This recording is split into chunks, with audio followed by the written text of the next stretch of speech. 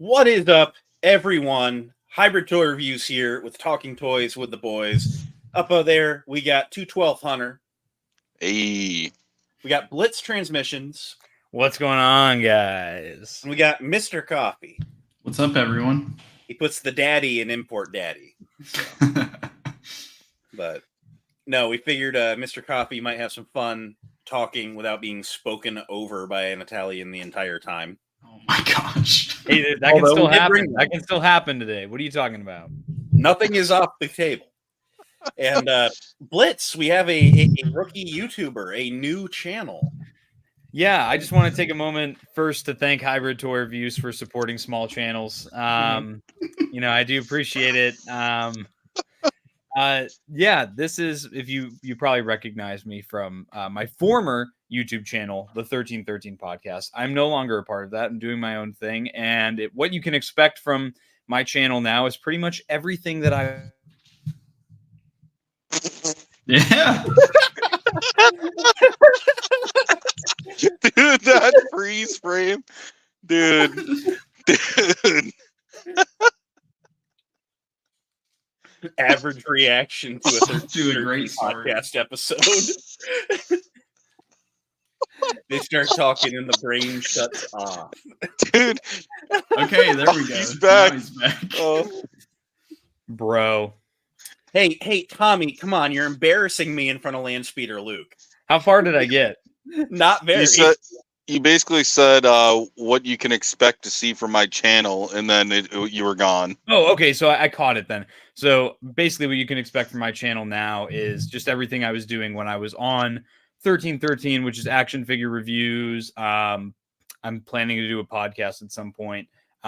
Short form discussion topics, all those fun videos. Also, I think the reason my internet is cutting out is because I came home from work today and the dog was playing with the internet router. So we might have to take a look at that at some point. So, well, with all this yapping that you're doing, I just like to remind you not to make this the Tommy show. So Right. That seems to be my brand, doesn't it? Yeah, I mean, you've made this whole channel and all you do is yap. And I mean, just no one's here for the Tommy show. Just keep that in mind. But yeah. And there was a discussion before between me and Hunter, and I would just like to announce this, make this known. Hunter knows. But you know, I like having people on, other creators to yap, and everything's fine with that, and it's great. But Hunter is without a home. So we've decided to make him a full-time co-host for Talking Toys with the Boys. He will be here for everyone going forward, unless he's lame and decides to dip for a week. Wow, you must have really... Did all the other people you invited first say no? Yeah, I got the bottom of the barrel here. Yeah, really scraping the bottom of the barrel, aren't we? Yeah. Jesus. So anyway, you may not have a planet, but you now have a home. Oh my God. So anyway, just real quick, let's run through the chat here. We got Commander Bly, always first, even when he's not. We got Zoo Boy coming in with the power of second. Commander Cook can't stay for the whole stream, which is unfortunate. But howdy back, Rizzler. So we have Landspeeder Luke, who's already left because Tommy's embarrassed me in front of him. And that Tommy is confirmed to be AI. So is what it is, brother. Even 212 Hunter's internet is good. I might even be getting better internet soon. We'll see. Yeah, no more DSL for Hunter. Yeah, yeah, dude. Yep, finally dropping that dial up. Oh, so, man.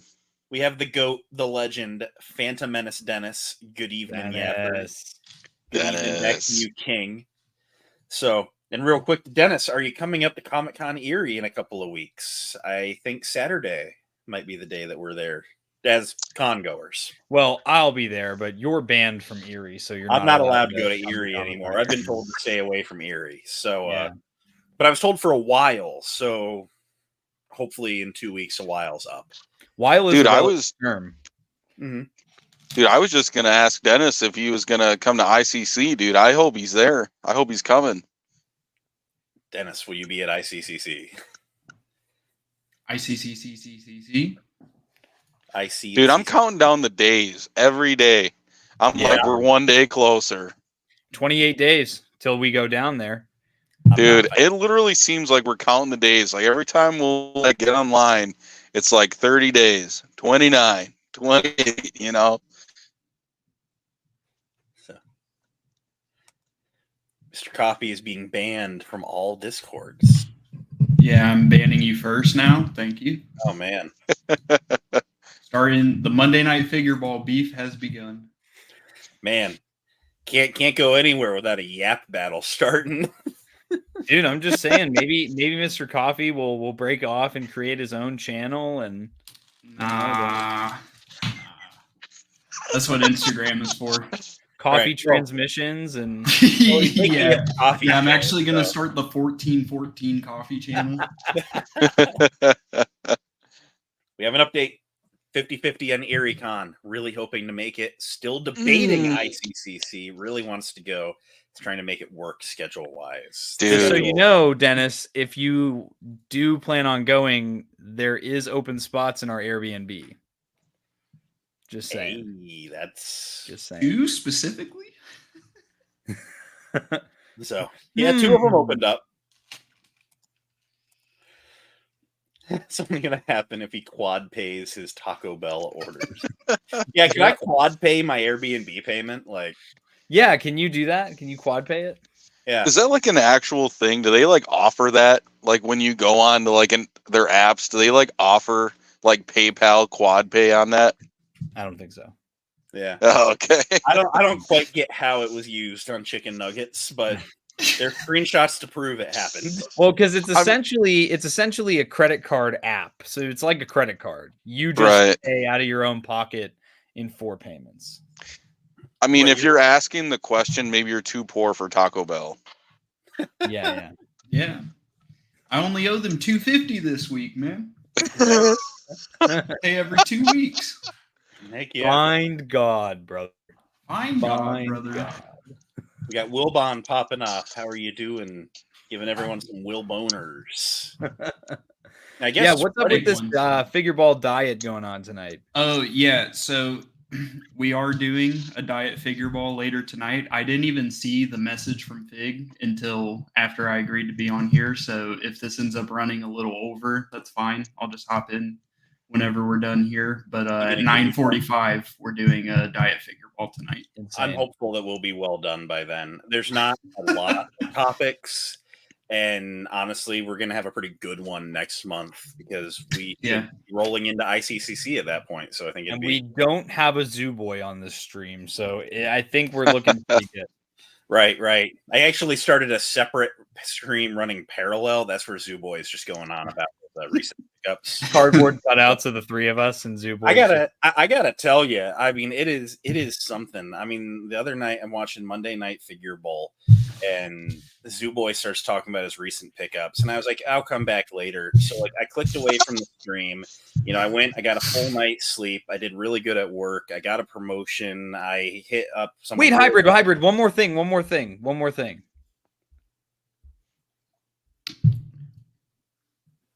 Yes. I understand what's being done here. Wait, hybrid. Make me big. One more thing. Right. I forgot.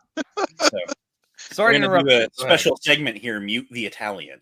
But you know, I matched with someone on Tinder. I started a family. I raised a couple of kids. I put them through college. You know, I. Did you sell your Black Series collection for that? No, I held on to my Black Series collection, but. You know, I mean, after all was said and done, I clicked back on, and he was just finishing with his recent pickups. It was great. So, like, hey, we love Zoo Boy. We do. I love Zoo Boy, Zoo Poppy. So it's fun to give him shit. But for real, there's not a ton of topics, but it's the first Wednesday of the month, so we do what we do. So, and Wilbon mentioned a minute ago, spreading the gospel. I guess there is some gospel to spread while we got our lovely fans. You're all fans and nothing more. But I have started a Hybrid Toy Reviews Discord, Hybrid's Cantina, and Mr. Cawfee of Monday Night Figure Bowl fame. You guys have started a Discord. Yeah. And Currently it's private, but we did make one. oh, it's only for us. Okay. No one Yes. knows about that yet. Yep. Better correct Yeah. that. Yeah. Tommy, Blitz has a Discord, doesn't it? I did start a Discord. So officially, I'm going to announce it on my channel on Saturday. Not anymore. Not any. Well, this doesn't count. Right. But yeah, I plan on starting Discord here, and I'm trying to like work out some kinks. So I had sent it in like a couple group chats you guys are in, so you guys could kind of be in there as the guinea pigs to kind of let me know what's working, what's not. That way, when I open it up publicly on Saturday, everyone can just jump in. They know what there is something not working. I keep getting pings from incoming transmissions, but I cannot see the message history of the channel. I think I fixed that today around like noon. So if you haven't checked since like then, I think I fixed that today. Okay. Doodle's coming in with a good Oprah joke. Yes, you did fix it. I can see it right now. You get a Discord. Everybody gets a Discord. But y'all weren't here to be the lifeboat for the 1313 podcast Discord. So no. So you have a Star Wars YouTuber Jesus here coming to save y'all. Moses, bro. Dude, I will say I had to purge some Discords off my app because I ain't gonna lie, I had like 15 Discords, and like, dude, it's just like I'm not active in this one, not in this one, and then I broke it down to like 8 of them, and even then, it's like, man, I still can't keep up with all the notifications and try and chat with so many people. Yeah, I didn't go that ham, but I did leave a Discord. So I can only guess which one. Right.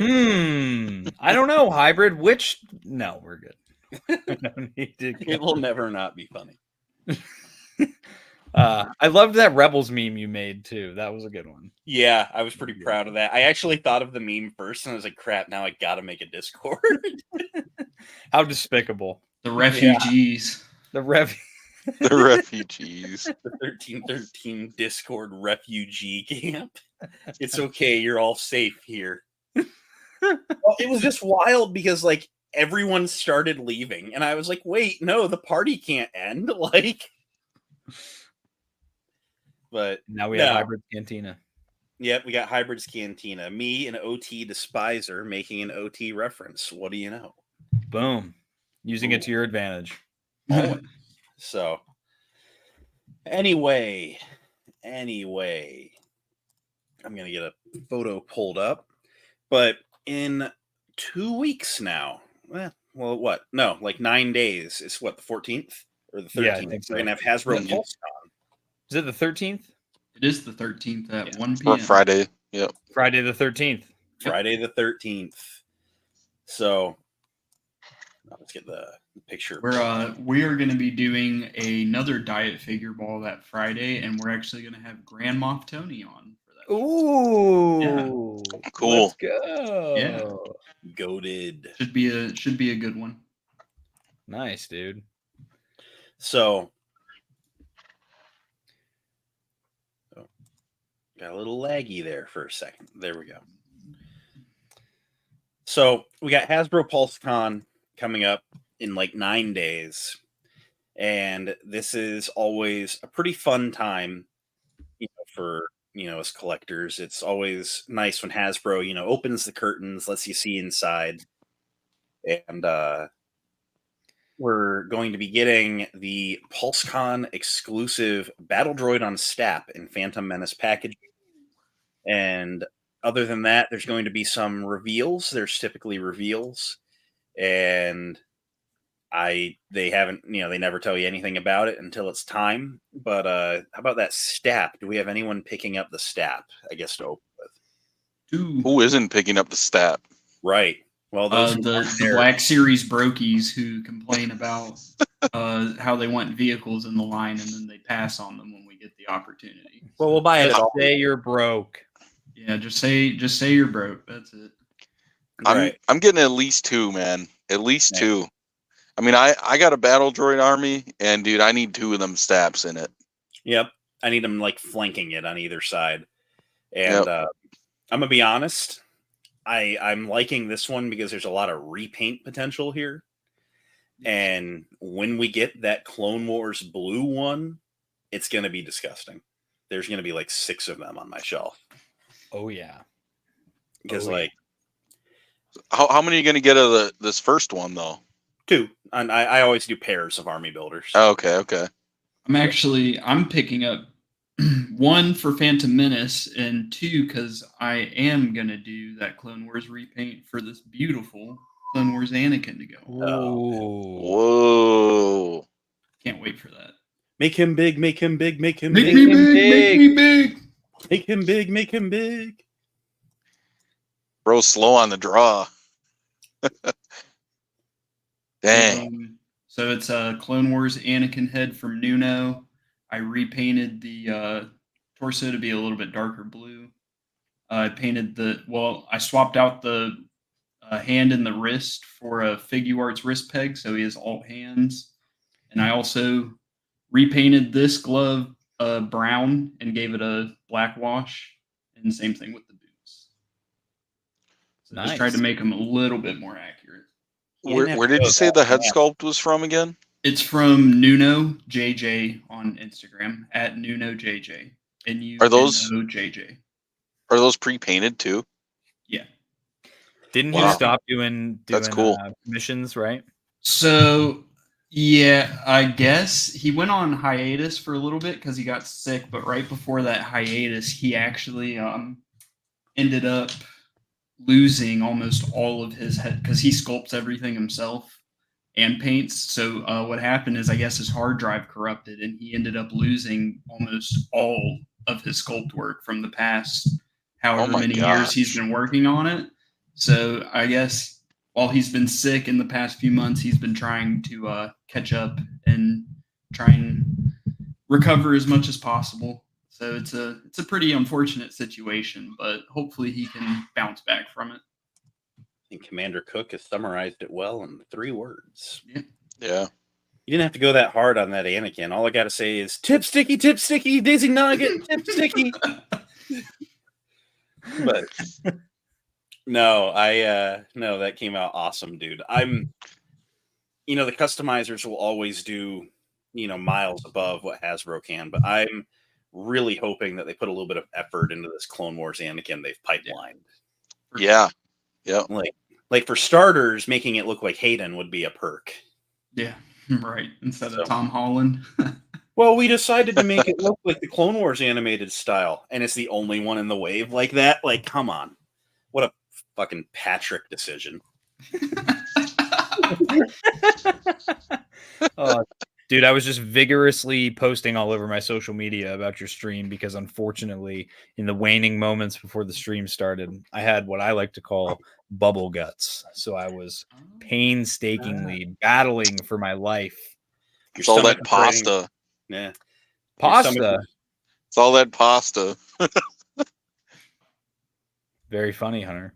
Very funny. Your stomach was writing checks that your ass couldn't cash. There's going to be a horse's head in your bed when you go to sleep tonight, Hunter. No, that's his girlfriend. So. Yeah. So, rounding back to it real quick, because again, there's not a whole ton to talk about. Right. Does anyone have any speculation? Anything that you would like to see for PulseCon 24? No, nothing. Move on. Do you think, I mean, if they reveal anything, is it possible that we'll get any of it this year yet? I mean, like by December? Probably not. So I'll go into what I was thinking. I'm thinking they're gonna do Skeleton Crew. I think they're gonna reveal the wave just because the show's coming up. And that wave, I mean, people are. I don't know if this is something we'll go on in a few minutes, but Yakface posted that one of the figures is already like in hand for some people. So I definitely see that wave being pushed by the end of the year, if not like the very beginning of next year. So I think we could see that, but I also think if we see anything, we'll see holiday figures for Christmas. Ooh, we still haven't seen those yet. So That would be cool. I don't want to hold my breath, but I'd like some more holiday figures. Dude, we got 2 holiday figure fans here. Me and Tommy have like every single release. Yeah, I think from day one. I think it's you guys and maybe 5 other people in the community. So I hope you guys get to see what you want. That Nutcracker Purge Trooper on the shelves at Ollie's, not tempting, not gonna lie. Not tempting. I have seen a couple cases. I have walked past a couple of cases. I have not bought anything from those cases. Okay, well, let me jump to the defense of the holiday figures. It's nice for Hunter and I, who are holiday nuts in general, like when it comes to Christmas. Like that's like I decorate for Christmas on November 1st. The second that Halloween is over, it's time to start decorating for Christmas. So for me to combine my 2 favorite things, Star Wars and Christmas together, that's just the best. And it's like any other decoration. Oh, yeah. Whip them out November 1st. They go back in the case for the rest of the year, and then I get to enjoy more and more of them every year. So can't go wrong with that. I made like a little like nativity scene with them. Too bad I don't have a replica of the Zoo Baby coming soon to the MNF merch store 2026. I'm gonna make a die cast Zoo Baby. 3D printed Zoo Babies. Right. Somebody should just 3D print Zoo Boy a 1-to-1 Zoo Baby. Is there a jar big enough for that? Right. Just wants a stinking head of hippopotamus. What is up, Doug? Doug is one of the figure ball chat goats, in my opinion. And we got Zoo Boy tapping out. We're not letting him talk enough about his recent pickups. Wow. Dang. Dude's like, I gotta rest up for the yap session. He's got to rest his voice for the concert. My new nickname for Zoo Boy, I'm a big Halo guy. In Halo, there's a grunt. It's like the little enemies. There's one guy, he's like the leader of the grunts, called Yap Yap the Destroyer. That's my new nickname for Zoo Boy. Insane. So, yeah. I think my predictions for PulseCon go to, like Cawfee said, I'm definitely thinking Skeleton Crew figures. Because they're already being seen in package. I want to get I think I might end up pre-ordering them like I did with the Acolyte. However, if this show, unlike the Acolyte, if this show doesn't hit me, then I'm not gonna keep the pre-orders. Like with the Acolyte, I kept them because they're all Jedi. I can kind of enjoy the display itself a little more. These, I'm like, I'm out. If I don't enjoy the show, I don't care if they come with Trulies. I'm out. I got something to bring up about that. Do you think they're even going to be pre-orders? Because they've been in the States for a long time now, and they just haven't been able to release them because Skeleton Crew got pushed back. So I have a feeling that they're going to be like, they're going to go up next day, and they're going to start shipping out immediately. That's what I kind of think. Yeah, I mean, that would be nice. Because Skeleton Crew has the unique advantage of having been delayed for like 18 months. The merchandise has been ready to go, and it's not going to be the 6 months after the show ended like everything else has been. Honestly, I'm shocked that the Skeleton Crew figures haven't already leaked through all of the Chinese third party vendors that hook people up. Skywalker Hendricks gets his stuff a month before anyone else can. Like you would think that they wouldn't be able to lock it down as well as they have. Right. But, no, I mean, like the Skeleton Crew figures might even be that thing I've been looking for a long time, whereas I can have the case in hand a couple days before episode 1, kind of build some amp, hey, what's this accessory? I can't wait to see what it is in the show, It's always kind of fun. Toys before you. Right, because I mean, back in the day, back in my youth, they used to do this thing, Force Friday, where they would, drop, a couple figures, for the new movie. Like spoiler alert, Rey might be in episode 8, and and she has a blue robe now. I'm like, ooh, it didn't ruin anything. Like it's okay to get stuff out, get people amped. Before people decided they didn't like the Acolyte, the figures might have sold better. True. That's true. That's a good point. They could have tricked people into buying them. And Speeder Luke is a Bathtubber. confirmed bathtubber. I just want to sit in the tub with my toys, all right? I need my figs when the show drops. Right. I mean, it's Yeah. cool. How else am I going to like the show? It's cool to get something. Like, and I totally get, when they do that, when there's behind the scenes changes and they CG modify a costume, the figure's not accurate. Yeah.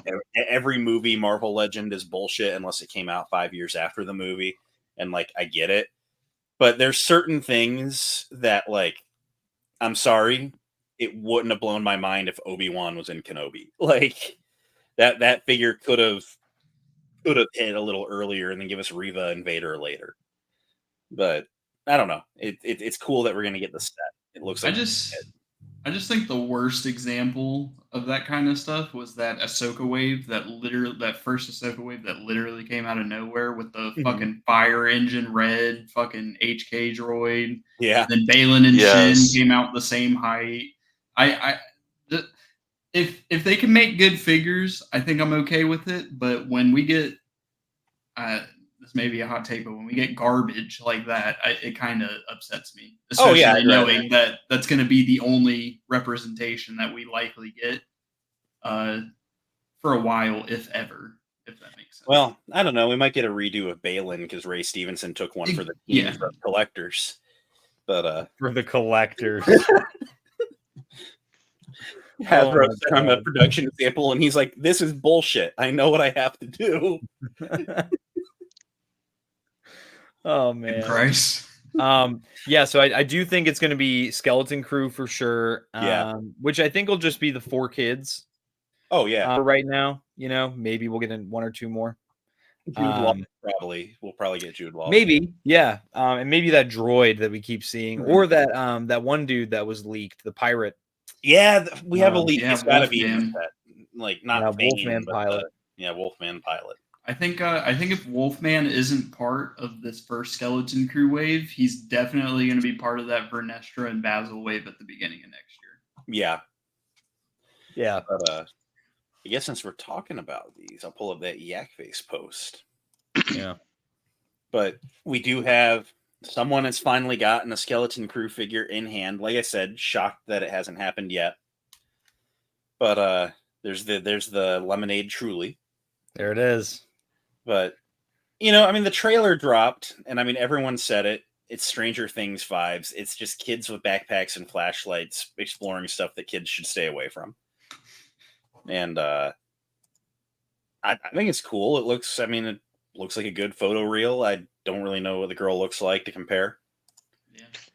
But I will say I do like that they're doing like more kids in the line than just like Phantom Menace, Anakin, and Omega. Yeah. Like obviously for Skeleton Crew, like they're the main cast, but like it's just nice to see like kids be in the line. I don't know. I think half height, half price, but whatever. At least they loaded it with accessories. It could be more loaded, but like, there's some, they filled the window anyway. Mm-hmm. My only complaint is they keep picking the same fucking colors for the murals. Like, why are we getting another fucking bright yellow when we have? Dude, they don't even make sense either. The colors, man, like they just don't make sense. And it's funny when they revealed the Acolyte figures on stream. They made it seem like it was the first time they ever used the color red on the packaging. They were like, "We picked this beautiful red color that we've never seen before in the Black Series line." So, bro, dude. Attack of the Clones, Bad Batch is also red. Andor. Andor. Hasbro must have removed a couple ribs because they sure love going down on themselves over this kind of thing. Yeah, and then then they do Revenge of the Sith, which you would think orange or red for that, and then they realize they use all the orange or red, and they go, we're gonna go with poop brown because the prequel movies are poop, so we're gonna go with brown. So we got Doug asking, do we still think the 8th space in the Kalnaka wave will be a double packed figure? No, it's going to be Dirge. I found out. I have sources at Hasbro. That's actually why my connection keeps cutting in and out, because I have insider information. from Hasbro. They're trying to shut you down. The Pinkertons are cutting into my internet right now. Right. I think Doug's referring to that Thrawn wave that's coming up, which, yes, by the way, I checked GameStop and they said that they should be getting that in at the very end of this month. So it should be shipping for everybody at either the end of this month or the very beginning of October, which is pretty nice. I don't know if we'll have anything in hand before ICCC, but we'll see. I think, dude, I can't wait. Right when ICCC happens. Yep. I can't wait to see that Thrawn on the shelf at ICC for like $65. Yep. Yeah. And then Hunter's going to punch it. I can't wait to get to ICCC. There'll only be one vendor that has the new case, and then to get into a fist fight with everyone else over who gets to have the newest Black Series. Or we just take them and tell him, try and get them back from us, you know? Right. I think what's going on is Cassian is double packed something in there probably is. Yeah. It would make more sense if it was the Mandalorian Commando, but what do I know? but know, we can't expect Hasbro to use their brain on stuff like that. Yeah. You know, they gotta every time they make a Lando, they have to double pack him in the case. Right. Well, even that worked. He's a good figure. He sells like shit. That worked for me because I was able to get a General Lando for $15 to get signed by Billy D at ICCC for $325. Yeah, bro, I didn't know you were doing that. I wasn't sure you were doing that. Dang, I'll never financially recover, but I don't know. Michael made a point when he was on last month. If y'all haven't checked last month's, check it out. Michael Havens was here. And we talked all about ICCC, and we got all sorts of insider knowledge, which was cool. And the show has peaked 3 episodes in. But Billy D is of that age where literally any day he could say, I'm going to just go sit at home with my grandkids and wait to die. And that's just what old people do. Fucking Christ.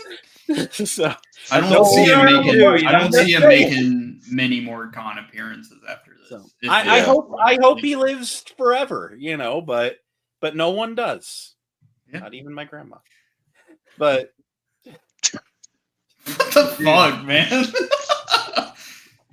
He's like, you know, that's what old people do. They just wake up one morning and go, "Oh, time today's to the day. Just hang out with my kids now." Yep.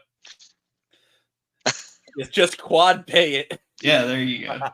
Just give him 75 while you're there. He's gonna bitch smack you, and then just tell him you'll give him the rest every 2 weeks.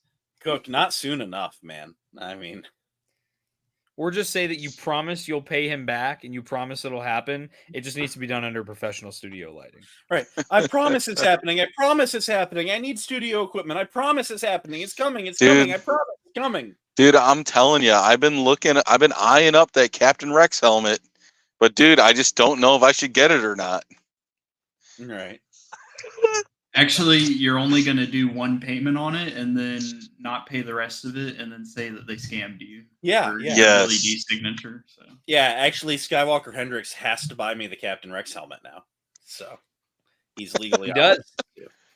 He told me that. He told me that out of the kindness of his heart. I'm going to take advantage of him. I mean, I'm going to ask for him to send me his free one. We got Jonah here. He's met Billy D at MegaCon a few years ago. He seemed pretty tired, but was happy to see everyone. He got his Lando comics signed. That is awesome. Did you tell him to try to not be so old? Yeah. Tell him to not be old. If that was a few years ago, I can't imagine how tired he is now. Right. Yeah. Yeah. And I would just imagine, because like these guys go to cons every other weekend, and between all the traveling and like, how do you not get hand cramps or anything? I mean, it's like, and I know first world problems, whatever, but like, it's like, man, after 2-3 days of that, I'd be ready for like a day of bed rot, you know, not doing much. Feel that. I think we lost Tommy. No, that's just. Oh, okay. Yeah. Bro, sleeping, dude. It's an average Xbox session with Hunter. Oh, he's back. Oh, there he is. Yeah. Oh my gosh. Yeah, dude. I don't know what's going on. I think I'm being haunted by the curse of 1313 with this badass internet right now. Right. Did you quad pay your internet bill this month? Is that why? That's why you're Are only they getting giving you a quarter. quarter of the service? No, Yeah. dude, I really don't know what's going on. I think part of the problem is that in my area, I get an email from my internet provider every 2 weeks saying that they're doing scheduled maintenance because some old person called in and said my internet's broken because they couldn't figure out how to turn on their TV. Right. So who knows? Very frustrating, but oh well. It happens. But it's a problem when I say they die. So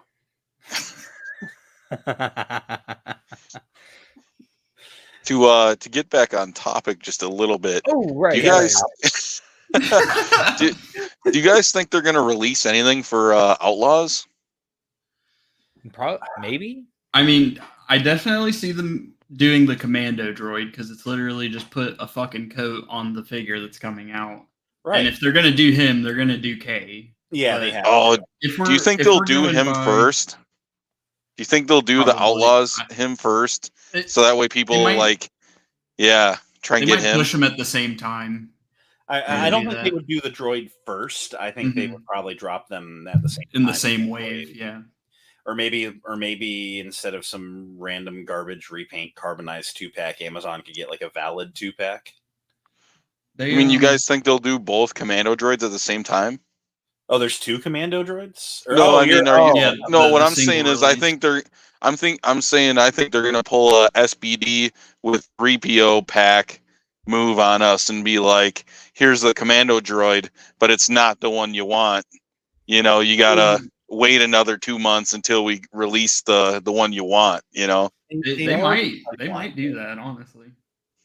Like, they already pipelined it, which makes me think that it's kind of well into production. I think we would have seen some sort of a pipeline for Outlaws stuff by now if they were gonna drag their feet on it.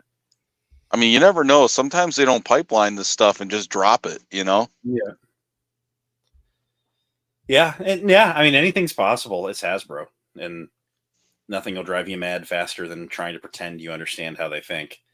If they're going the Fallen Order and Survivor route, I noticed because somebody pointed it out to me, they tend to do main protagonist, main villain, and any army builders that they can get out.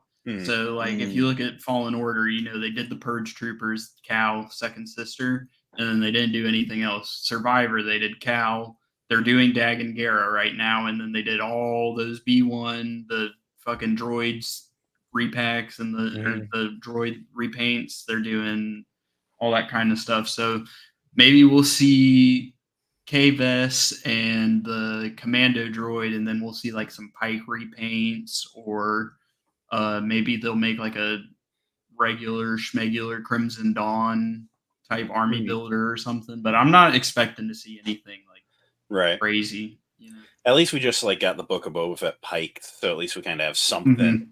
You know, very true. I was gonna say, I feel like with Outlaws, that is one game that I think they'll do really well with the like non-main characters.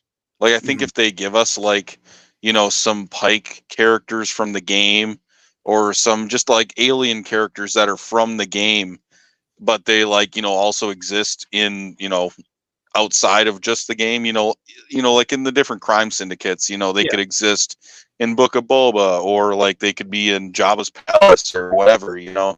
I feel like they do really well with those. Alien characters. I think you mean Ollie's exclusives. Because everyone wants the no-name aliens until they're on the shelf. But I can imagine a 6-inch Jabba because we got one all the way back in 2014 that they've repacked 3 times. Yep. So Jonah says, "God, we need a Marin." And yes, I'm gonna steer that into something I've been thinking of. There's a topical Tuesday kicking around in my brain. I know we haven't seen one of those on my channel in a minute, but I've been thinking about gaming greats. Because in my book, that's kind of been like our best subline, you know. For sure. I would agree. reasonable repaints of things that are actually canon, and it's not just glossy, it's not just comic book colored, it's, you know, how can we repaint this stormtrooper into a commander or whatever. I love that they pushed Gaming Greats to mainline. I think Gaming Greats was so successful that they were like, okay, let's just start doing some mainline Gaming Greats every once in a while. Right. And I really appreciate that. But I like that, but they're also being so few and far between. Yeah. But I think a big thing was GameStop, you know, because, you know, we all know where their stocks are and no one shops at GameStop anymore. Plus, there was just some really bizarre choices with the Knight Brother Archers and stuff that just no one was picking up. For every, you know, Old Master Darth Maul or, you know, every Stormtrooper repaint, there was just something that no one cared about. Yeah. And I think that I would be okay if it was still a very repaint heavy line that just occasionally would get a mainline, you know, new sculpt.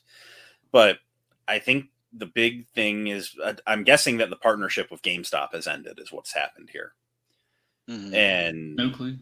I was trying to think of where could Gaming Greats go that would make sense, that could continue that on.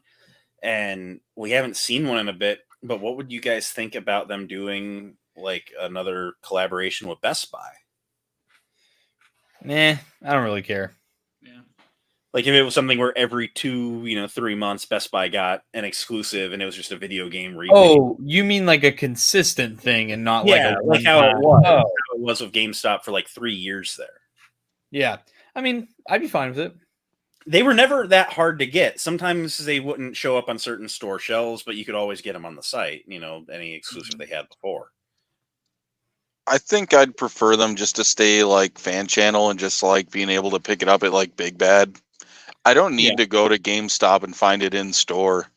If I want it and I'll look at it and I know what it is, I'll buy it. Like I don't need to like find it on the shelf.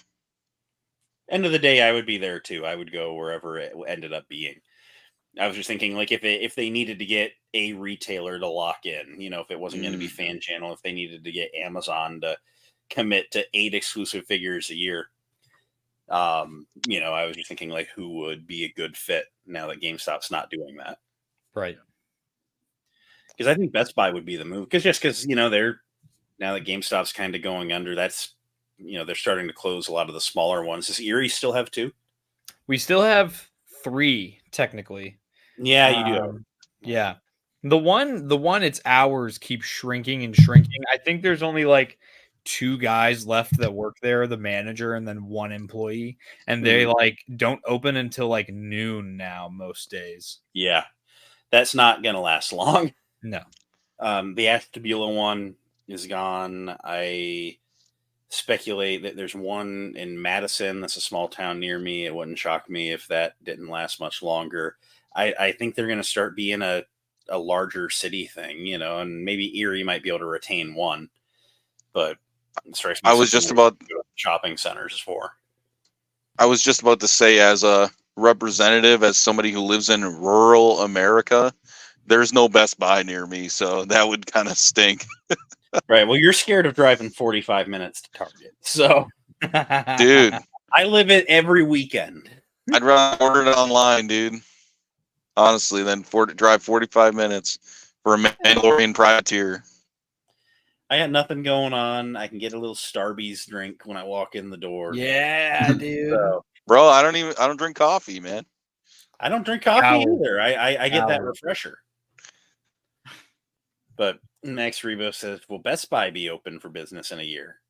I don't think they're that bad. I mean, are they? I don't know. They're just really pricey. They're like the Toys R Us of electronics. Like they just charge a lot.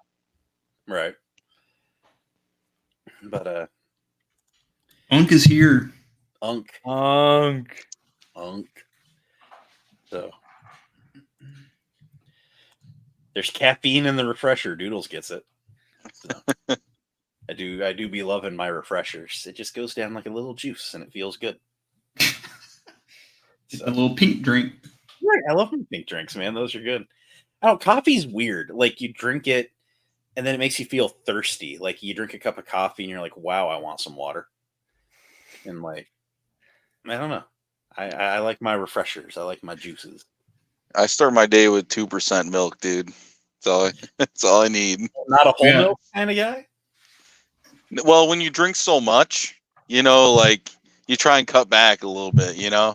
Right. You're drinking diet milk. You're a diet. We got gal. we got Homelander in the stream right now.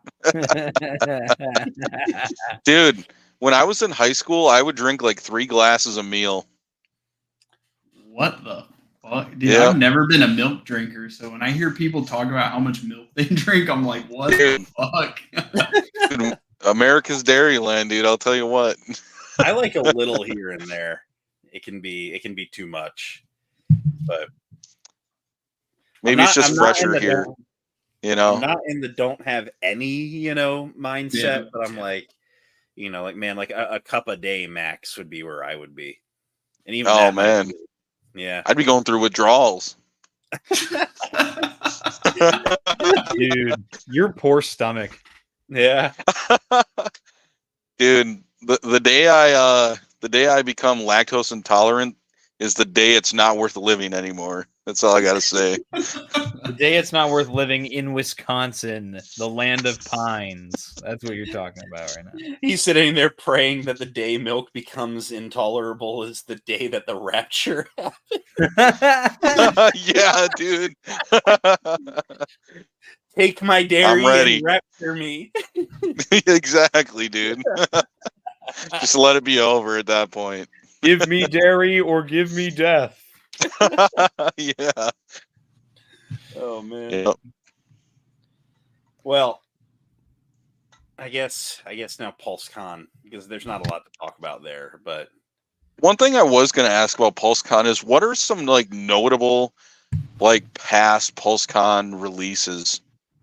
Like I can't think of them. Like there's so many different like con releases, like SDCC, and then you got what was you'll have like Celebration.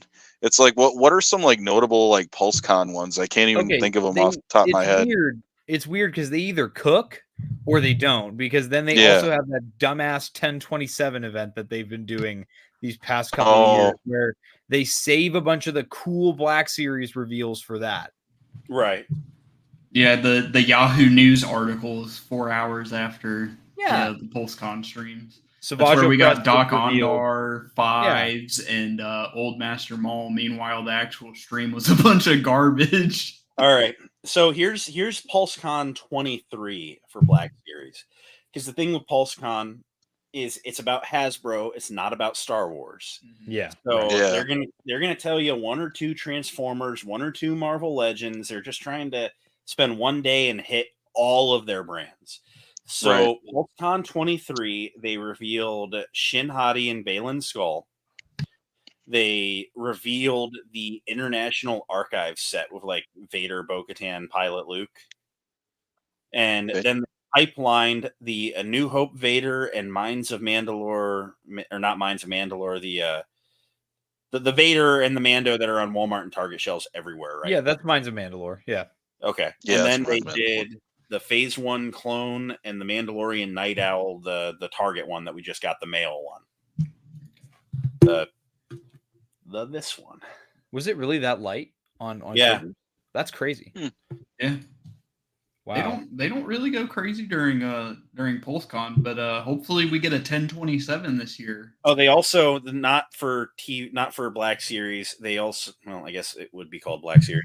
They did the Rex helmet, the Sabine lightsaber, and then they did Hu Yang and like White Imperial Officer Cal Kestis.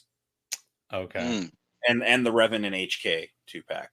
That's true. Okay. That's true. So I mean, like there was like 10 Star Wars products, but it wasn't the Star Wars live stream where you get a wave of Black Series and a wave of TVC and the next 4 store exclusives and 10 figure pipeline, and like it, it's because it's not about Star Wars. And but usually do a cool exclusive. Last year's exclusive was the Star Killer with the Stormtroopers. That's what I was just about to ask. I thought it was, yeah. But then there's also been years where there haven't been PulseCon exclusives. Yeah. Like Star Wars doesn't catch it every year. Yeah. They did but that's the thing with 1027. Like they had I remember it was garbage reveals, probably 3 years ago now, 2 or 3 years ago, and then they did 1027, and they're like, yeah, here's Bad Batch Echo and Bad Batch Omega, Bib Fortuna, and the Jedha Patrol Trooper. I'm like, where was this? Right. Where was this? This is the exclusive stream you waited to show the cool stuff at. Right. And also remember that after this, if you wait about 12 hours, there will likely be an AOL or Yahoo News article showing you the newest, greatest gaming great Sith Lord or something that you never would have saw coming. MySpace reveals Savage. Right. Yeah, we're gonna get Skeleton Crew and holiday figures at PulseCon. Where we're gonna get the LimeWire exclusive. Yeah, and then we'll get a Yahoo News article for Savage Press and Clone Wars Anakin. Yep. Yeah, they're going to go on stream and they're going to give us an entire wave of credit collection, which I would be okay with. Dude, that's what I was just about to say, dude. But you remember they did that one year, though. They gave us they did a stream. They got everyone amped up for one of the Pulse live streams for Star Wars. And then it was just like a credit collection wave. And you're like, this is what you got us here for? Like, you can just post that. Like, I bought them all. I like them, but you're doing a Star Wars stream. Excite me a little bit. They did what was it? Oh, dude, I could totally see them doing a local church bulletin in the middle of Kansas just gets the latest Black Series.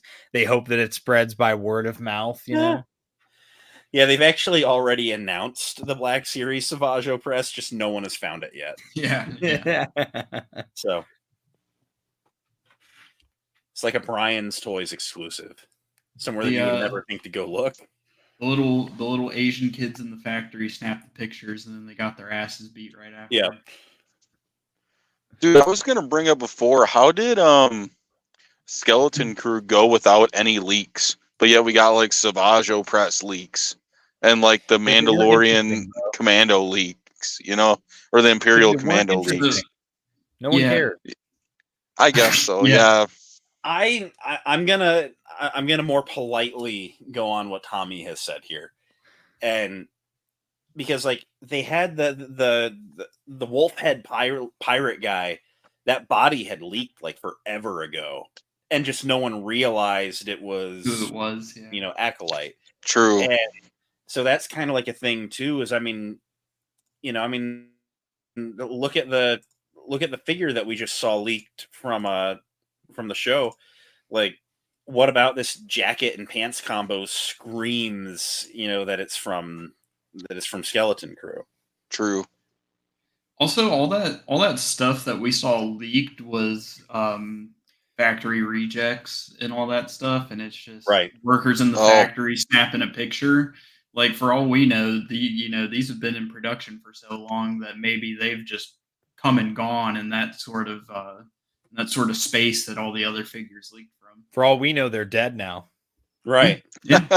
Chris Cox could have took him to the back room and pulled the trigger. Who knows? Yeah. Many Bothans died to bring us this Black Series. Many. Dude, do you think they're patting people down and factory checking? Worker children died to bring us this information. Many Garobas died. Dude, do you think they're patting people down and checking pockets on everyone every day at those factories, man, to make sure nobody just swiped a fig and just stuck it in their pocket, dude? We got to get Fig in none here of them to do have his head impression. sculpts. No, these kids are walking out of the factory worked to the bone, bloody knuckles and everything, and they're getting the pat down. You can't have that toy. You only make the toys. Go to the gulag. They give them iPhones with no cameras on them, like they do at nuclear plants. Oh I don't know how they got in my pocket. Borgullet will know the truth. Dude, maybe they save us from getting all the 5 POA figures. That's all I'm saying. Right. Yeah. Maybe they save them for over there, Yeah, we send them back after they sit on Dollar General shelves for 2 years. So the retro collection is actually China leaked figures. Right.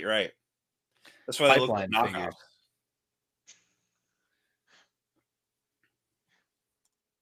they use the heads as a form of currency, so no, they don't take photos of them. I will say, I mean, it sucks because like there was a period there where like and Garoba got taken out and someone else stepped up, and like there was like a bunch of different accounts doing it, and the accounts just aren't getting replaced anymore, I don't think. But it was really cool. I don't know if it's Lucasfilm telling Hasbro that they're not allowed to reveal things till a certain day, but I'm just sitting here like, you know, Savage Opress's story has been told from day one to the end. Like we know everything about him. Like just tell us that you're working on it at this point. Like it's not that deep. Yeah. Like if it was something from an upcoming movie or show, I get it. But so I guess with PulseCon wrapping there, how about we talk about some Acolyte? So, some woke. Whoa! It's oddly exactly what I thought I was going to get. Yeah.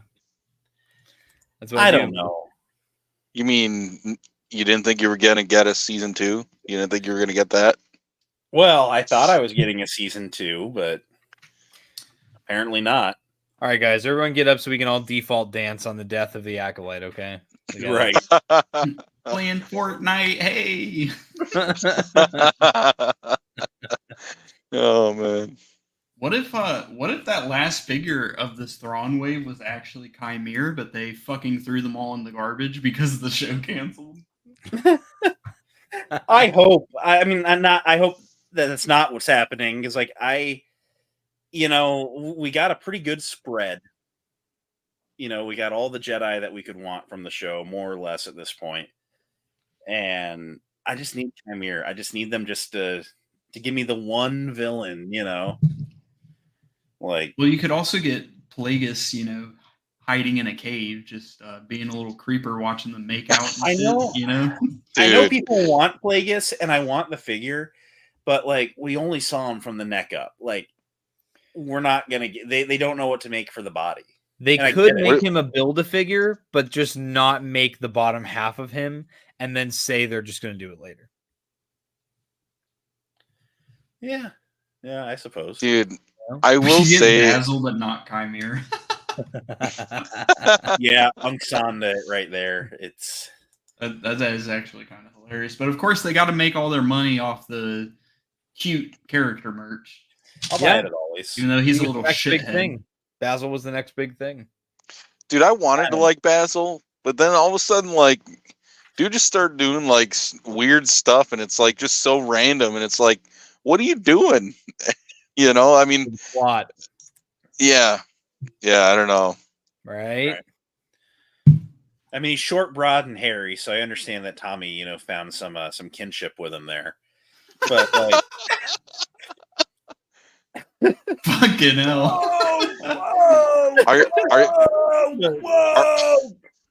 Are you just saying that because like some people might consider that the same as a rat? Is that what you're trying to say? Well, I have seen him swim before, so. Hey, snakes do like to go after rats. That's all I will say. So. Oh man. Yeah, you heard me, you snake. Despicable.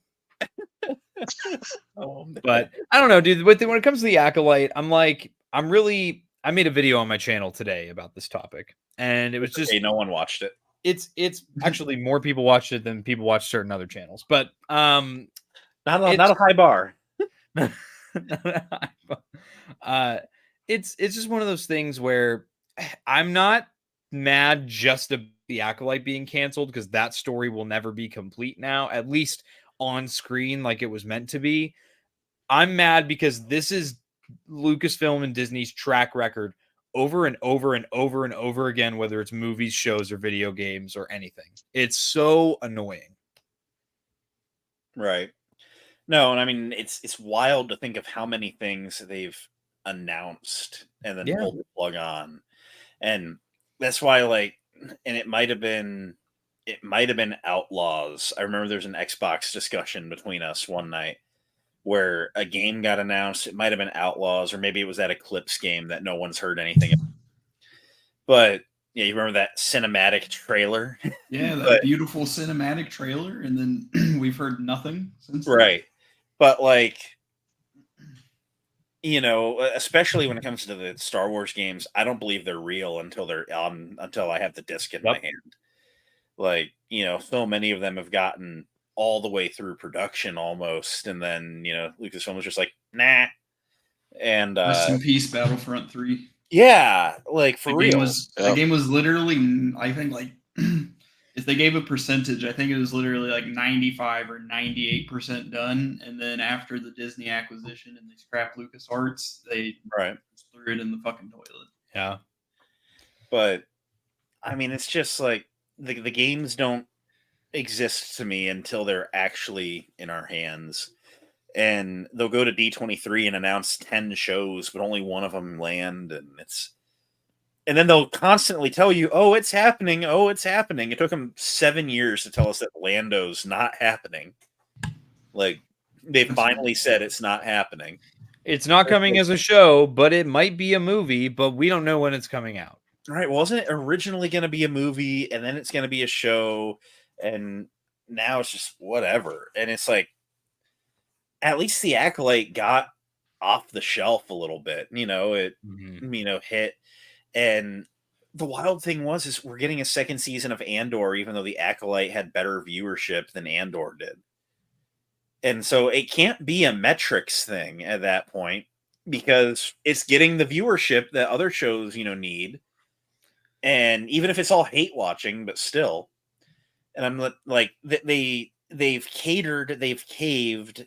They have said that the Star Wars theory crowd is allowed to throw a temper tantrum, and they're just going to creatively stifle their directors over it. I wasn't a fan of the Acolyte, but I do think it's kind of fucked up that they are just folding under pressure, and now all we're going to fucking get from here on out, if I had to guess, is Mando / end of the Empire era type shows, or middle of the Empire. Like, yep. Even if I didn't like the show, could we imagine if Clone Wars got canceled after the bad reception from the movie, or if it got canned after season 1, and the same thing with Rebels? Like, imagine all these shows that had a lackluster first season just get fucking scrapped, you know? If the Clone Wars movie came out today, we would not have gotten a 7-season animated show. No, we wouldn't have. Well, here's my thing is, the difference there is that with those shows, it wasn't a corporation trying to its only goal being, let's make as much money as we possibly can. There were creatives who were passionate about what they were doing. And I will say that is a big draw to the prequel trilogy, even though a lot of people say it sucks. At least it was made passionately by someone who really cared about what they were making. Right. Even if I don't think the dialogue in the prequels is that good, I genuinely appreciate the world building, the beauty, everything associated with the prequel trilogy era. Even if the dialogue is spotty in the movies, the overall story, just everything that the prequels provided to Star Wars, I don't give a fuck how anybody feels about the movies. It is unmatched. You can have some clunky dialogue as long as the core story is a good one. And I don't know.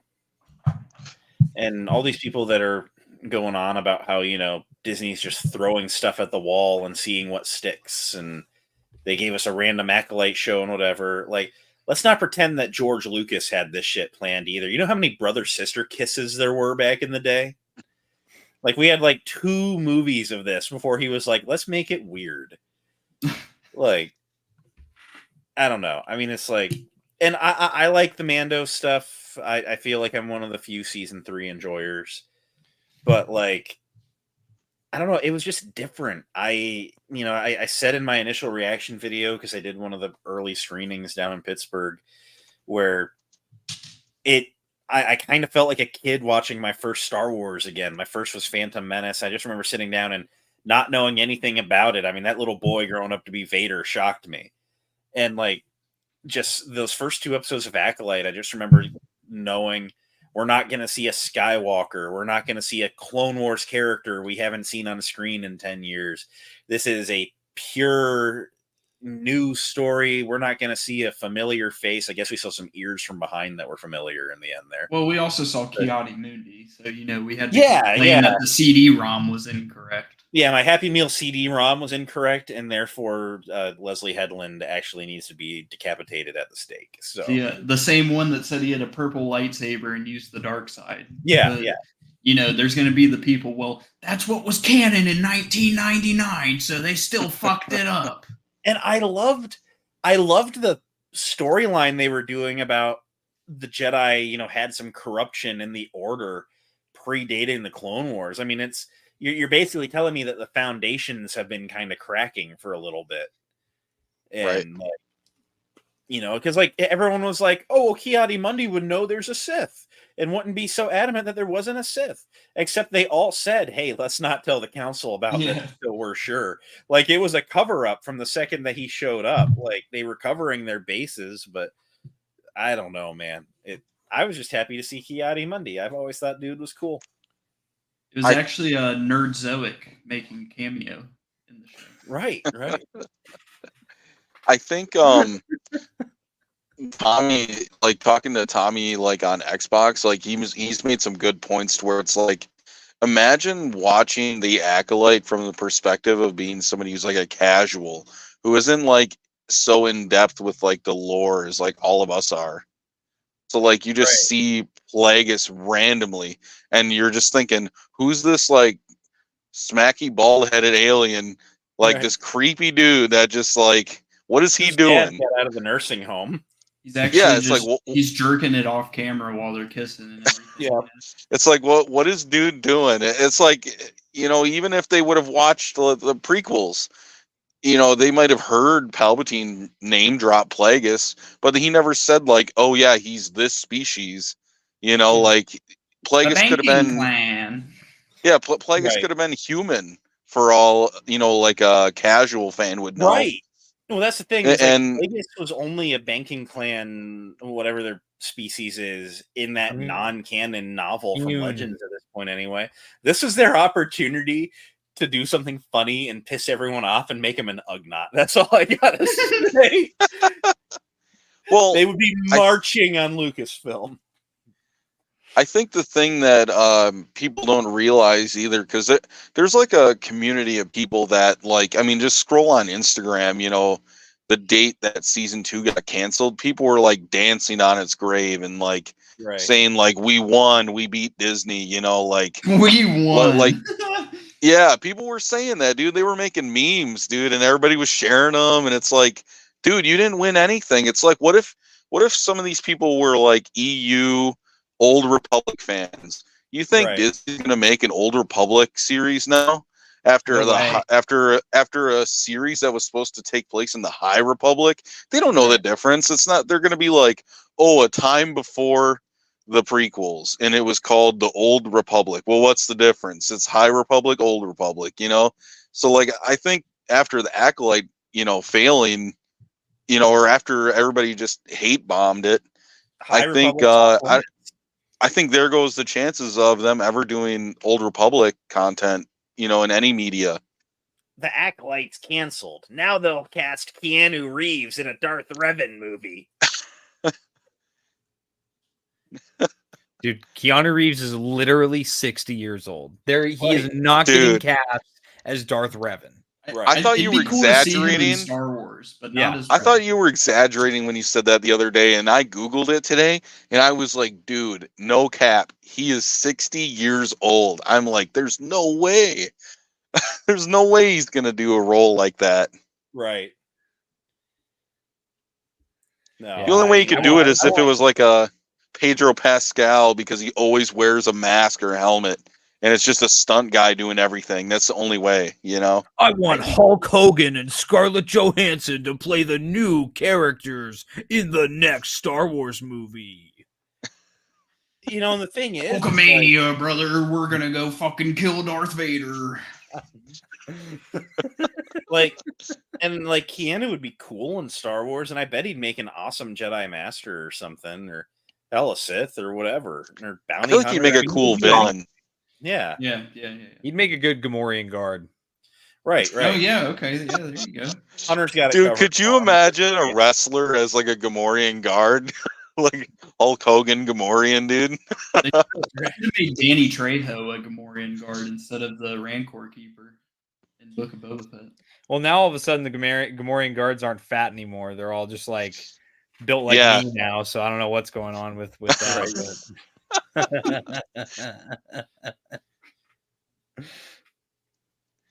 Yeah, they don't even wear any clothes anymore either. They're just wearing like a rag, dude. Yeah, these are Tarzan rags now. I don't know what's going on with that, dude. Boba's gotta have quick access, you know.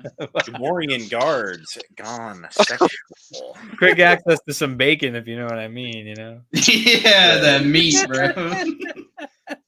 But Unk is misunderstanding. Reeves as Revan would have been great 30 years ago. I agree. Yeah, if he was younger, it would have been. He would be good for the role if he was younger. Yeah. But I think at 60, he's beyond it. Oh, you know who'd be good? You know who would be good? I was first going to say Adam Driver if he hadn't done Kylo. Ironically, and y'all are going to think I'm screwing with y'all, but I could see it. I'm blanking on his name, but Roderick from the Diary of the Wimpy Kid movies. Dude, no. I could never see him as anything other than Roderick. I can't. No. Fucking Roderick. Roderick would be... First off, Roderick rules, all right? Okay, yeah. Dude, hear me out. Jason Statham. That's Revan. So, actually, someone on Instagram, Clone Custom Troopers, he did a Hot Toys pre-Vizsla, but he used Jason Statham's likeness as a stand-in. Oh. And I was like, oh, really? I was like, I don't think I dislike that. What was the Sith? Yeah. Not Nihilus, but what, Scion, the one who's all busted up? Yep. Statham could do that. Are you talking about Malik? Not Malik, no. Oh, I know what you're talking. Does he have like cybernetic eyes? Yeah, he was like gray and his skin was all cracked. Yeah, he's like really messed up. Yeah. Yeah, Statham could do that. That'd be all right. But let's be fair. It's always going to be Dwayne "The Rock" Johnson. Oh, dude. Okay, yeah, there we go. That's a great casting choice. I think Star Wars is something that they just film is about to change. I feel like Star Wars, they just can't have A-list actors like that. You know what I mean? It's like, it would be too weird. It's like you bring somebody in that is such like a big role in like Marvel or like any other like universe, and then you bring them into Star Wars and it's like nobody's ever going to see them. Like, they're not going to take them seriously as that Star Wars role. They're going to be like, wow, that's Chris Evans as Captain America, you know, but he's in Star Wars.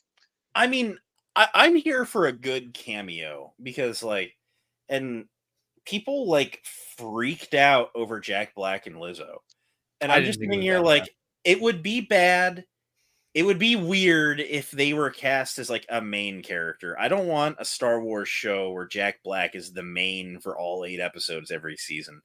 But you know, and like Lizzo in particular, when she was like, "I've been a lifelong Star Wars fan, and I'm just glad I got to be in Mando for 3 minutes of season 3." I'm like, you know what? Cool. Like, let's get some people in that are like that. If Chris Evans says I'm a Star Wars fan and I want to play an Imperial officer for 10 seconds, who cares? Like, it doesn't ruin it. I will say, I think Jack Black and Lizzo are on a different level than Chris Evans. They're like down here, and Chris Evans is like up there. So, like, Jack Black's not necessarily like A-list. Like, I mean, he's a voice actor who's done like some movies when he was younger. I mean, he's not. I mean, he's done a few movies that are like somewhat big, but they're not like huge. He's not a Hollywood A-lister, but our generation considers him as. Mm-hmm. We all grew up on Jack Black and everything. I mean, it's Kung Fu Panda, bro. Right. Just because our parents don't know who Jack Black is doesn't mean that he's not like on all of our like top 10 most favorite, you know, childhood actor lists.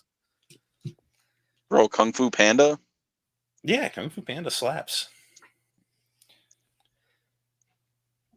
So, yeah, like Woody Harrelson in Solo. Great. Like, that was cool. That's true. Yeah, that was good. Yeah. That was a good one. Give me Clint Eastwood as Grogu's dad, Bubba. Let's get Clint Eastwood in an action role. Let's make him Ray Park stand-in as Darth Maul. Bring not Clint Maybe, Eastwood, but sorry, go ahead. I was gonna say maybe Daniel Logan will fuck his wife too.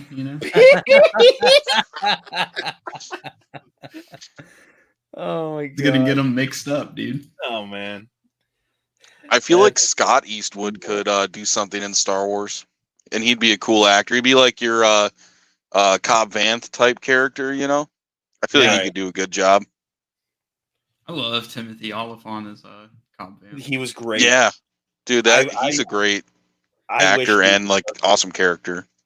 I wish there's this clip of him in this show called what's it called, Santa Monica Diet. That's really good. You should pull that up. Oh yeah, let's watch the whole 2.5 minute clip and get a copyright notice on the stream. Yeah, last time I pulled up a clip, it was some Pledge of Allegiance thing that some ginger asshole made me pull up, and it was my first ever copyright strike. So we're you got copyright struck from that? Well, they said that I couldn't monetize the stream, and so I had to go and I had to mute the Pledge of Allegiance portion. And bro, I'm sorry, I thought this was America. You can't listen to Lee Greenwood and like the Pledge of Allegiance. You to say the pledge, you communist. You do it. And you said no. You're like, nope, I hate America. This guy. Oh man. I tried to get you to say the pledge. You left, and I brought you back. Just like how Ray brought Kylo back. Yeah, with a kiss. Yeah. Yep. He thought we were done, and he dipped. And I was like, "Get back here! I need you." And he came back, and he's like, "For what?" And I was like, "Say the pledge." Dude, no, I'm pretty sure. I'm pretty sure I was insulted. I'm pretty sure I was insulted, so I left. It's what you're here for, all right? Now be a good butt of the joke and take it. Ray Park spotted at Weenie Hut Juniors. Was he in the corner fucking jerking off while he was watching Daniel Logan fucking lay pipe? So, fuck my fucking ex-wife. That fucking bitch is fucking slandering my fucking name, so I'm gonna expose her on fucking Instagram.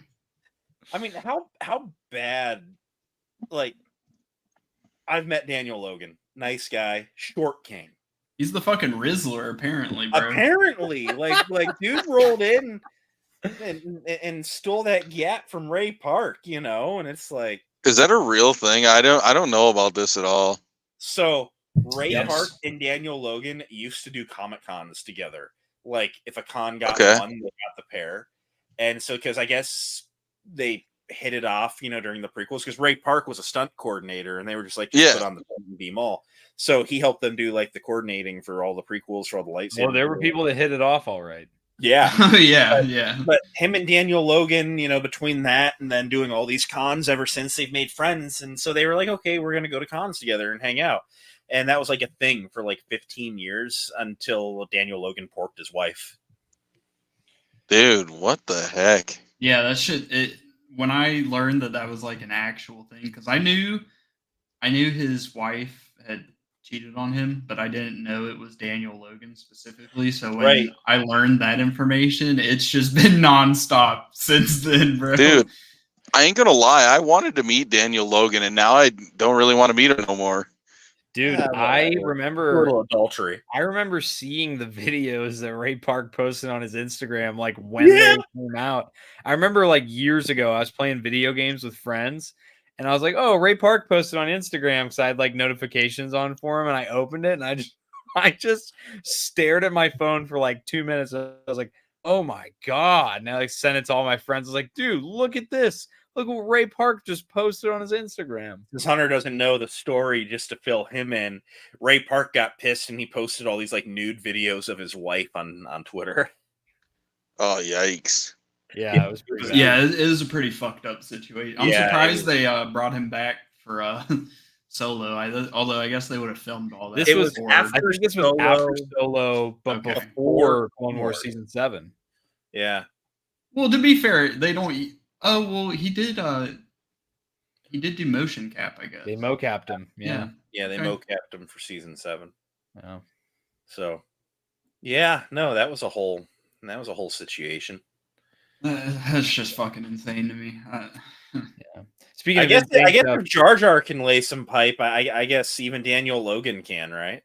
yeah. So, Cawfee, did you here? were you a big player of the newer Battlefront 2 game? Yes. All right. Do you know the inside info on what was supposed to happen with Battlefront 2 before it got canceled? Well, do you mean like the content that was supposed to come out?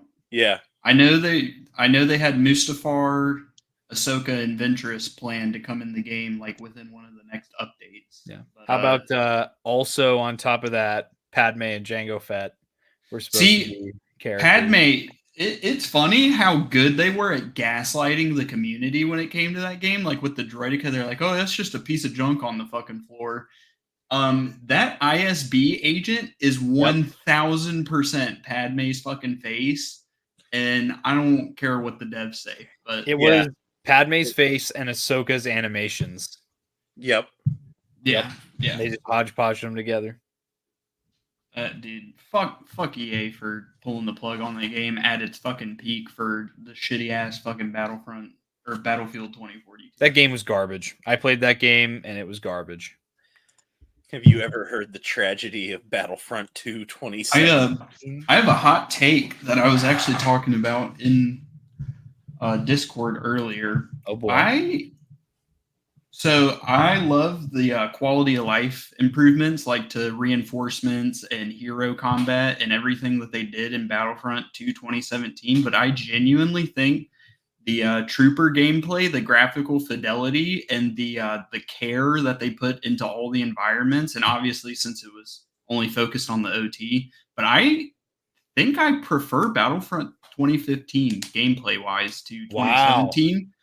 But like I said, hero combat and like how you get heroes and the whole battle point system and reinforcements, and obviously having the prequel and sequel trilogy era open in Battlefront 2 is way better. But just speaking on trooper gameplay, like that arcadey style Battlefront gameplay and the graphical fidelity along with the environments, like I said, since it's so focused on the OT, they could really just go all in on making sure that shit fuck off. He reminds me of Battlefield. Looks pretty, but once you get to know it very Hey, well, zoo bitch, where is my shit at? I'm gonna pull a land speeder loot. But I don't know. There's a lot of shit I love about 2015. See you, Pig. Later on, see you in like an hour and some change. Yeah, I don't know. We Tommy Hunter and I, we are still routine enjoyers of Battlefront 2017. I love Battlefront 2 2017. Routine enjoyers of losing at Battlefront 2. Yeah, no, we like punishing ourselves with getting wrecked on Battlefront 2. It's awful because I love co-op. I love it. Co-op is the most fun. I love playing co-op. Well, Tommy loves co-op. bending over and spreading his cheeks for the max level hackers on Supremacy. He wants them to plow him, and he wants it rough. Supremacy is awesome too, but I can't stand that the games can either be 45 minutes or 6 hours. Yeah, right. Well, and the thing is everyone that's there is either like just getting the game on Game Pass, or sweats that have been there since 2017, or a little bit of hacking sprinkled in. I'm lucky because I play on PC, so I get to play Battlefront Plus, which is this fucking ginormous mod for Battlefront 2017. That's and cool. We have the Kyber online the modders for Battlefront 2 2017 are insane. There's literally custom servers with a server browser that you can like enable mods on and all that stuff. But I still really appreciate what they did with the game before they pulled the plug. Right. I think some of the mods to like creating new characters, like the one that made me the most jealous of like not being a PC player is seeing like a modded Pre-Vizsla in the game. for the villains. Like, that is so cool. Like, being a jetpack hero that has the dark saber, dude, that's the coolest thing ever. And then they even have like voice lines too from like Clone Wars, dude. It's so cool. Fine God, brother. Fine. He's just mad that Cawfee gets to play Battlefront 2 as Shmi Skywalker. Post Tuscan nutting. But Cawfee, Commander Cook does share your opinion on Battlefront 2015. He is an enjoyer. I love Battlefront 2015, and it's probably nostalgia talking, and it's weird to say nostalgia because the games are only 2 years apart. But I genuinely freaking loved Battlefront 2015. I know everybody shit on it because the season pass and the DLCs, but I freaking loved that game. I played the shit out of the Death Star DLC when they dropped it. Because that was Supremacy or Galactic Assault-esque, where you start in the space battle, destroy the Star Destroyer, and then you got to go and free R2 and then do the trench run. That I've never experienced that. I don't know. It was so much fun. I think the only thing that really connects me to like the 2017 Battlefront is just the prequel Clone Wars content. And because like I was like a huge player of like 2005 Battlefront 2, and dude, I played the heck out of the clones on like all the prequel maps, and like to get that much content in Battlefront 2 for the prequels, and not even just that, like you got to play as like ARC troopers and commandos. Dude, that was the coolest thing ever, because that's what I always wanted to do in the 2005 Battlefront 2, because 3 years later Clone Wars started coming out, and there's like ARC troopers and all these different clones that I never got. You're playing on PS2 on a game that came out 3 years before the Clone Wars, so you're not getting any of that stuff. You're waiting for a Battlefront 3 that never came. Yeah. I appreciate how much love and care they put into the prequel trilogy designs specifically. I love that they went with the, even though they're bulkier and they tried to make them look more like a real human. I really appreciate the love and care that they put into the clone troopers and making them look as screen accurate to Attack of the Clones as possible. They put a lot of love into stuff like that, and especially as someone who fucking hates the Hasbro and Hot Toys approach to the commandos, I really love that they did a true Republic Commando style commando in a I mean, you already know, but dude, I appreciate how much winning. I appreciate how much love and care they put into those prequel designs and really honing in on the source material, like the films and legends and all that kind of stuff. Dude, Cawfee, you're a man after my own heart, dude. I'm glad I'm not the only one out here, man. Sometimes I feel like I'm the only one fighting for these accurate clone appearances, man. I can't stand it, and I think that's a reason why I love the B2 that we got in the Black Series so much, is it's straight out of Attack of the Clones, and it has that Republic Commando Easter egg with the battle damage under the panels and everything. I think they put a lot of love into stuff like that, and I really appreciate it. No, here, just because I got it here. I mean, that honestly is one of my most favorite things about this figure. I do love how they did that. All the battle damage going on in the super. Yeah, I got one of mine right here. Like, these are. It looks plucked straight out of Attack of the Clones. Right. And they didn't have to do it. I mean, it's when Hasbro does a little above and beyond, a little extra, like, it's so good, and I wish they would do it more often. Mm-hmm. I'm not dipping on the Black Series or anything, but it's like, I mean, I miss how like all the vehicles used to have the panels that you could see an engine underneath. I never took that off, and it was wasted sculpting, but like, still, I don't know. I miss when you'd find little features.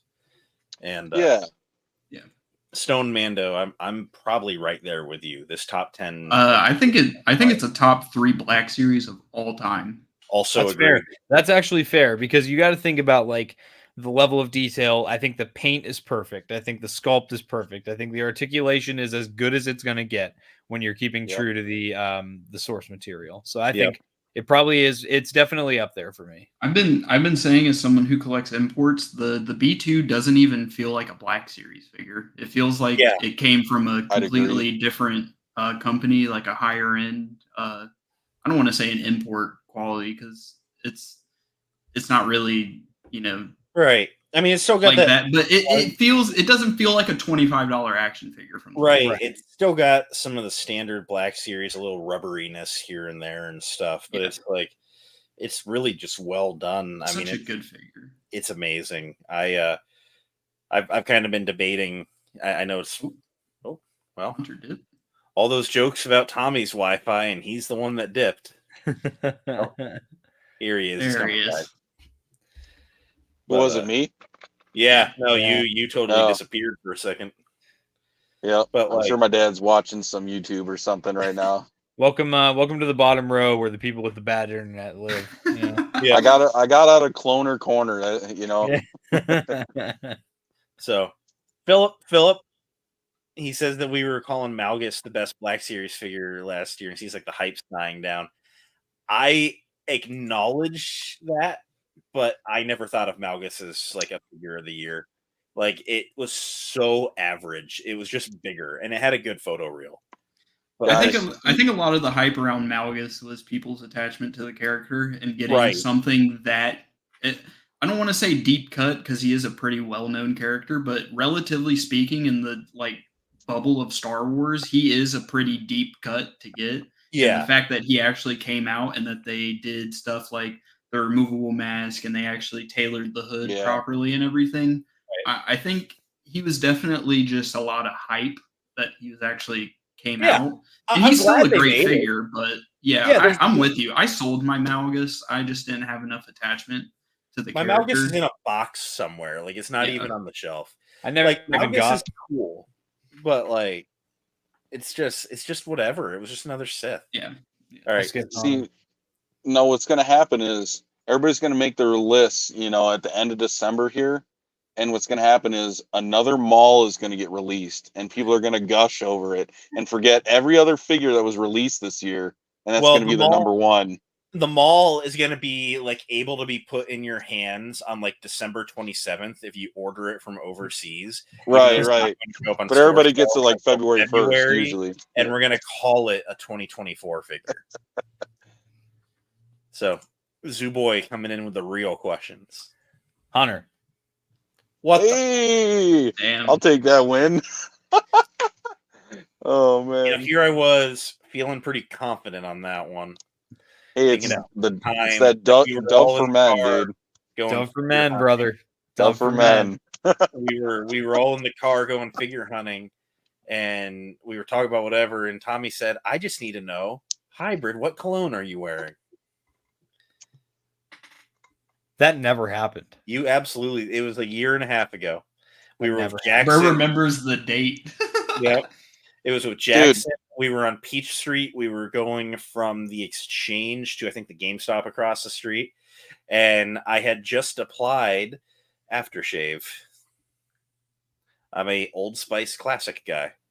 Okay. But hybrid's also the guy where if you're on a road trip or in the car, you'll be sitting there. Oh God, what is that horrendous smell? And he'll be just I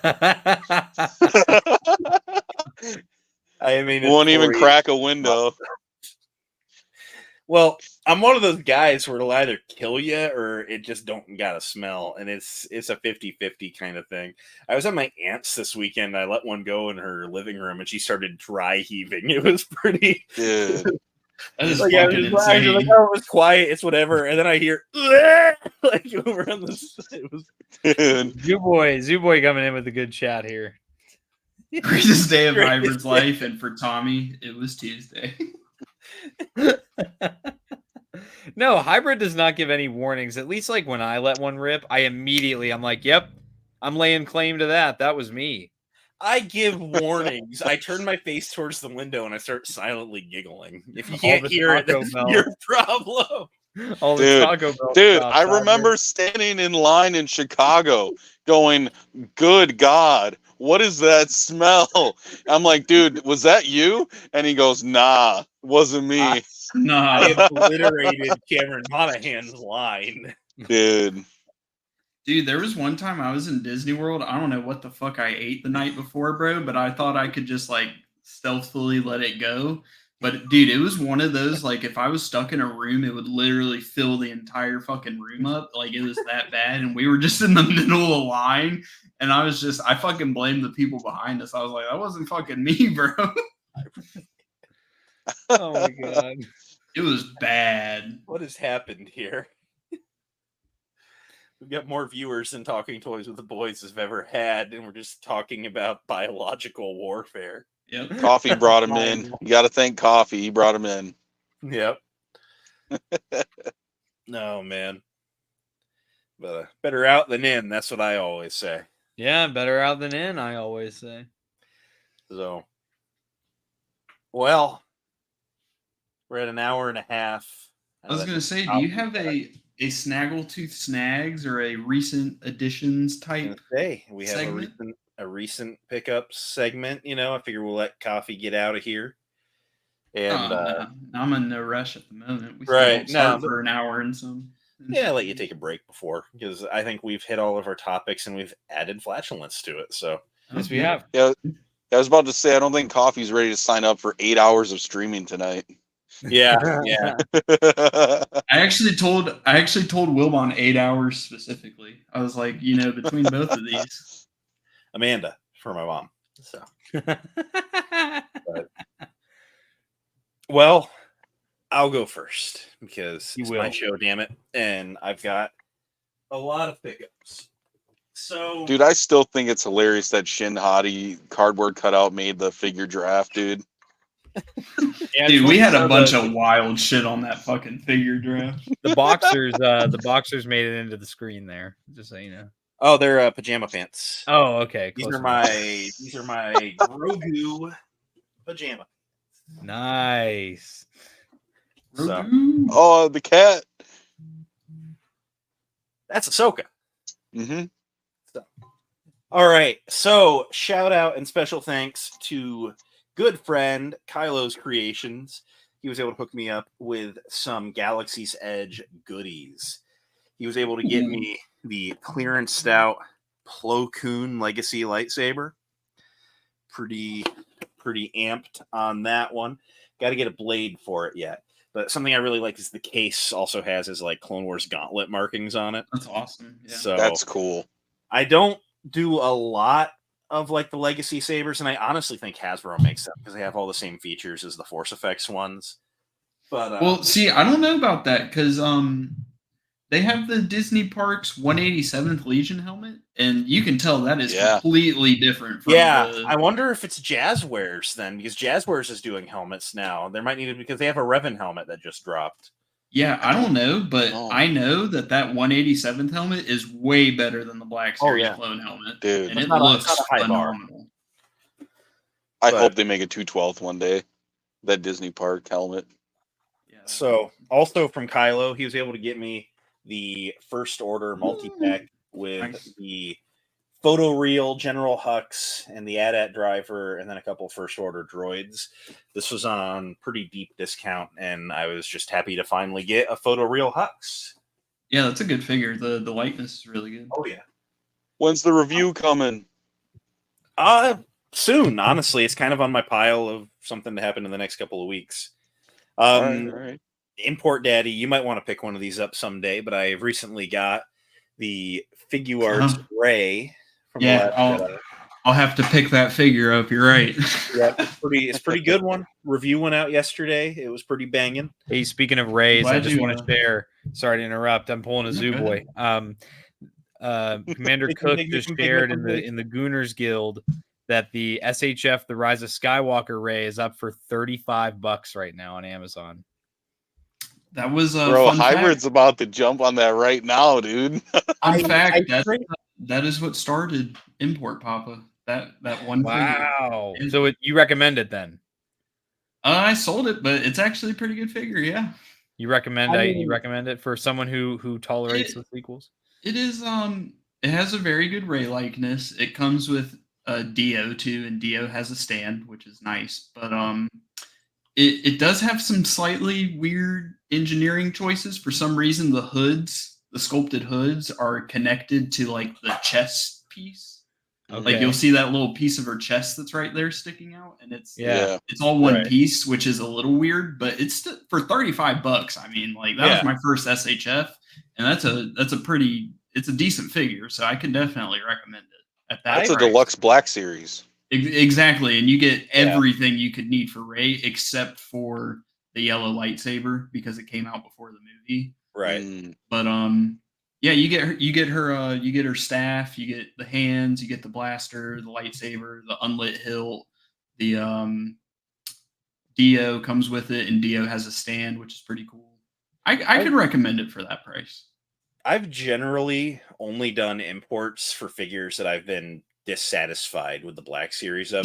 And the Black Series one is pretty good. Like I've always considered the Black Series Rise of Skywalker Rey pretty flawless, but for 35, I mean, damn, I gotta get it just for the review. Yeah, it's a good figure. I can definitely. Beside the only weird thing, like I said, is those hoods with the connected piece. Like that's a little funky, but it's a good figure. I can recommend it for that price. I might have to snag it. So tomorrow's review, I'm going to spoil. It's a little bit of a flashback, but I picked up an AT-AT driver. Nice. And it's been trendy lately. I know that Nate and Justin have been doing it. I know that Black Series Cantina has been doing it. I think of this as one of the best Redbox figures. Just the weird, super high, crisp sculpting. He's got a lot more going on than you would think. And the articulation's on point. And I consider the AT-AT driver a banger. So I only ever had one, and I was like, you know what? Someone had it on Amazon for like $9 new in box. Oh, okay, yeah. Bro. And I was like, you know what? I'm gonna do the video. I'm gonna talk about it. I'm gonna get it. It's not the AT-AT driver specifically, but I'm praying we get a retooled or an updated Snowtrooper from the Mando movie / Andor. So same wave. It came out in the same wave as the Snowtrooper, but I love the Snowtrooper. It's my favorite Imperial design, but it's one of the worst Black Series troopers. It's just so rough. Hoping. Dude, before Tika's trading post at Comic-Con Erie, I had 2 of those. I was trying to sell a pair of those for $5, and no one would buy it. Wow. I was thinking about it, and I don't know. I should have done it. Hey, Hybrid, there's only 4 SHF Rays left under that listing on Amazon now. Shit. I'll do it once we're done. I just picked up 1, so now there's only 4. So I posted Tommy about it. I'm about to buy 3. Every time Import Papa's on a stream, I end up snagging an import. I know. It's bad influence.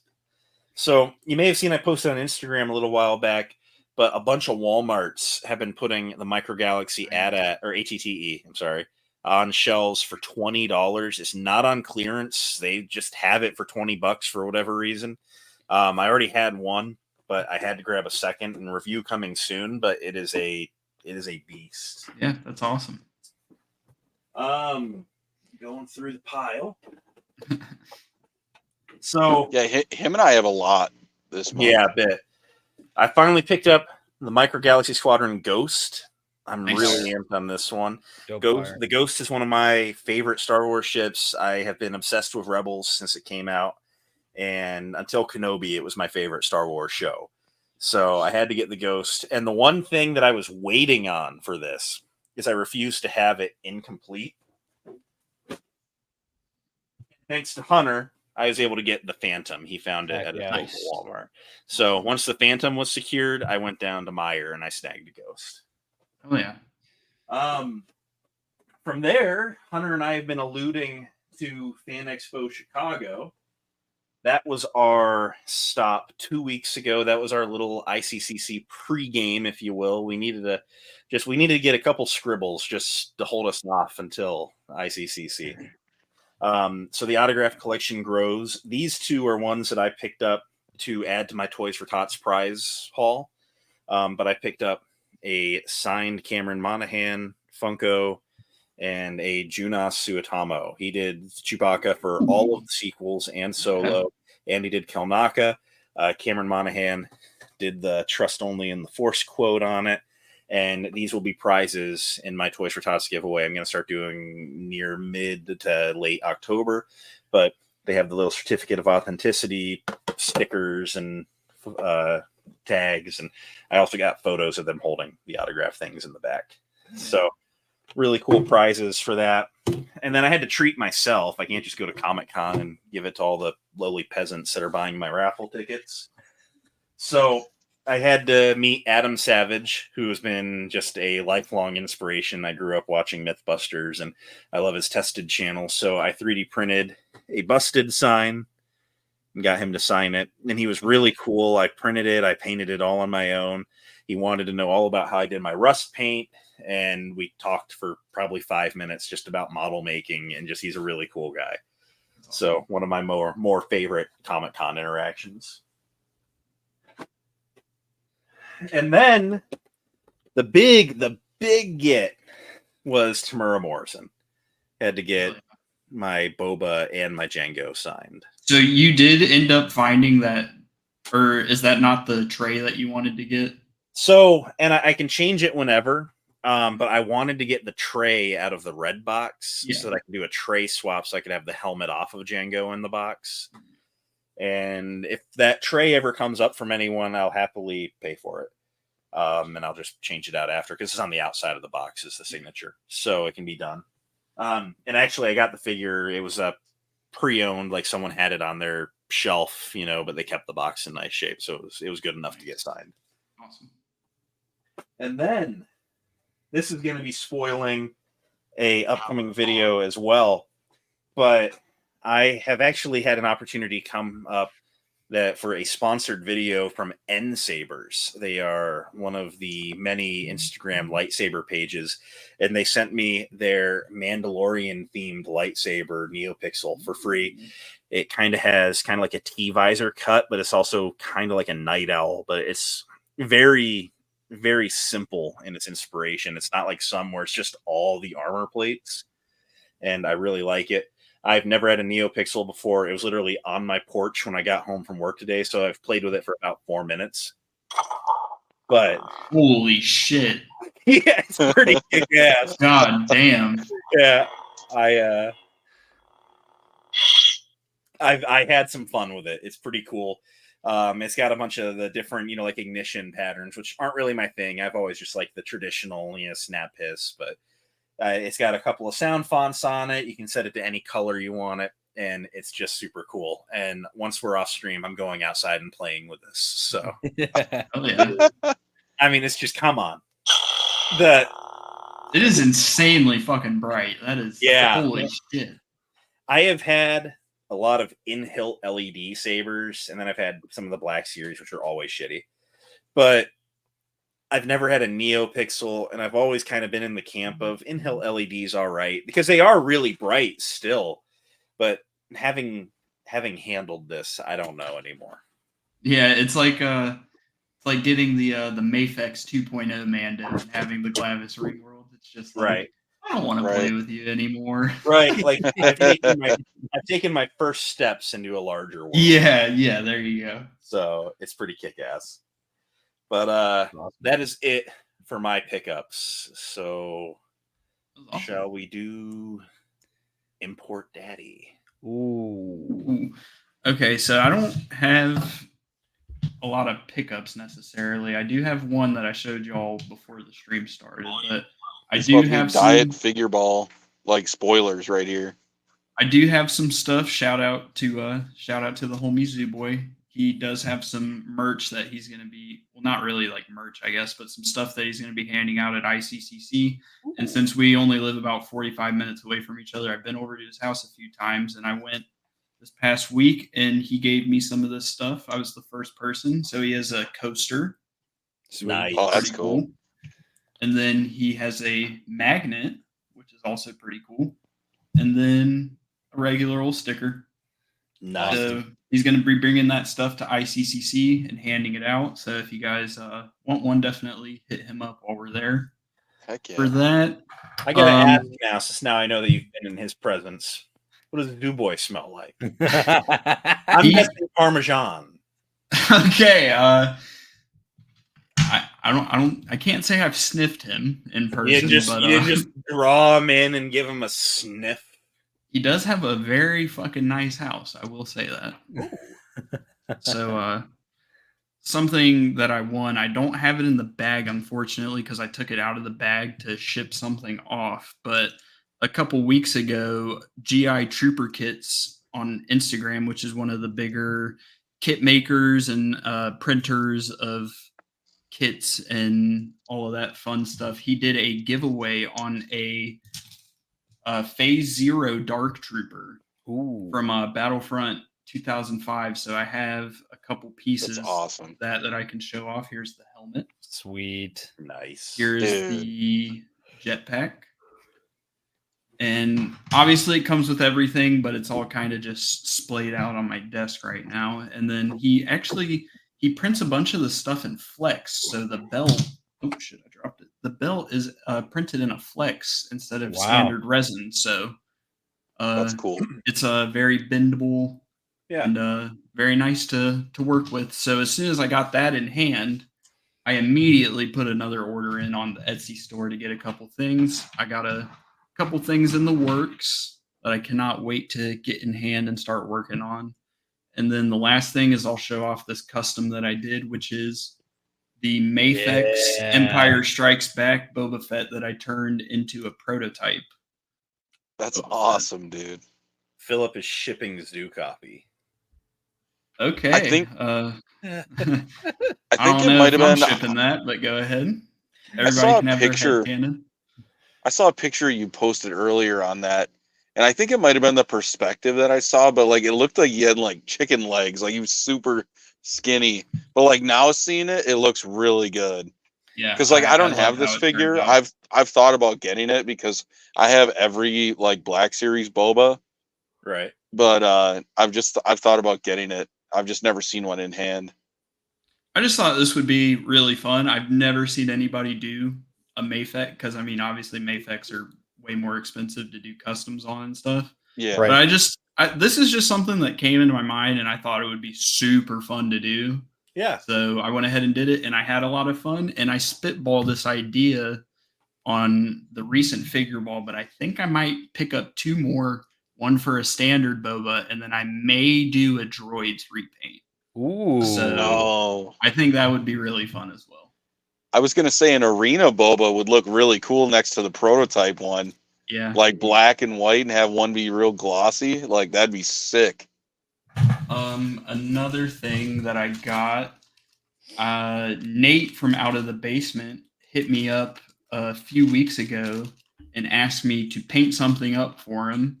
And he sent me an 8D8 kit to paint up for him. So I got this in the other night, and I can't wait to get started on this. I thought it would be a bunch of fun, and I felt confident enough to do something like this. And yeah, so I should be cooking that up. And then my actual pickup for the week is a custom from the GOAT of clone commissions, in my opinion, Beb Art. He did a batch of 41st Elite Scouts, and you already know I had to pick one up. I have a custom Commander Gree from him, which let me move the binocs away from this beautiful helmet real quick. But so as soon as he told me he was doing a batch of these guys, I knew I had to pick one up to go alongside Gree. I am as we got into it a little bit earlier, I am a theatrical clone lover. I absolutely love the theatrical clone troopers. I love everything about the CGI clones. And this is definitely one of the most complex and coolest designs from the prequel. So I had to pick this one up. He, for free, he tossed in a printed DC-15, the long rifle variant, and a bunch of Scout Trooper hands. So that was really appreciated. That's cool. It is on a Scout Trooper base, so unfortunately it does have some pins, but at the same time, it has some great articulation. The elbows go all the way up, and it has stuff like boot swivel, and the thigh swivel still and all that. So I am just in love with how it turned out. Could not be any more happy. Even these, he did some kind of like soft goods, some kind of soft material so that these actually move around and they don't get in the way and they won't snap off or anything. So really happy with how that came out. Totally worth it. I'm taking some pictures of him and Gree and of course the SHF Yoda together. So I can't wait to get those finished and post those. But that's it. That's all for me. Sweet. That's awesome. Sweet. His face is just so pretty. I want to leave him big. Make me big, hybrid. Make me big. Make me big. Yeah, leave it to Italian to be the loudest in the room.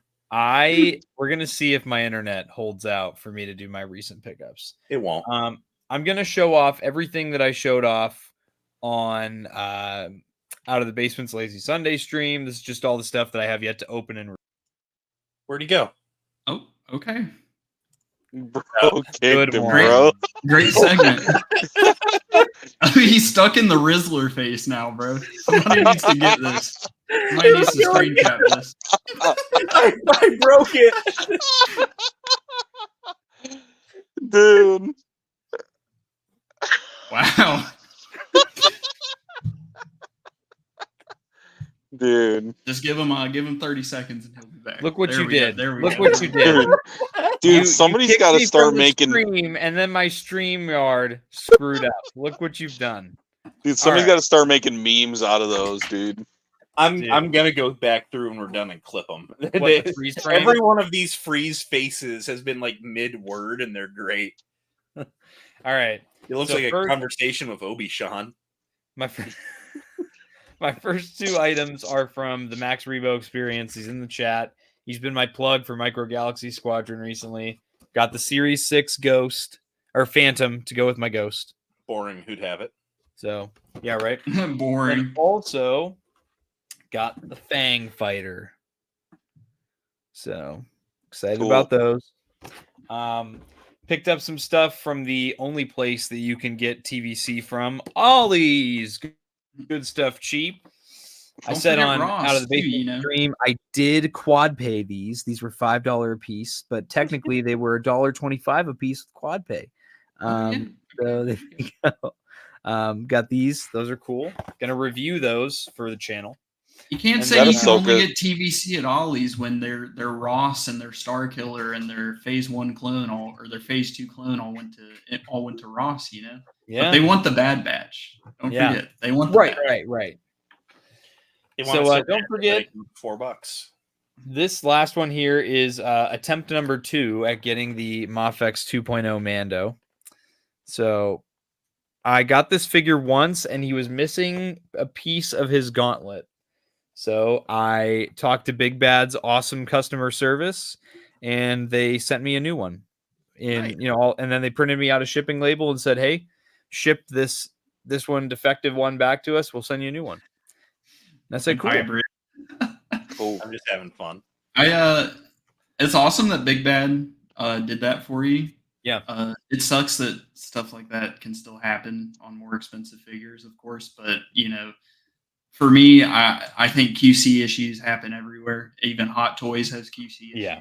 It sucks when it happens, but it's great when the sellers or the stores or whoever provides a very simple and quick solution. So I'm glad that all ended up working out for you. Definitely. That's all I got. Hey, make me big. Make me big. All right. Wait, I forgot one. No, I'm just kidding. Oh, okay. Go ahead. So to start off, as Hybrid might have mentioned, him and I kind of do this like personal pile of loot thing. Like I'll get a bunch of pickups for Hybrid and I'll keep them here.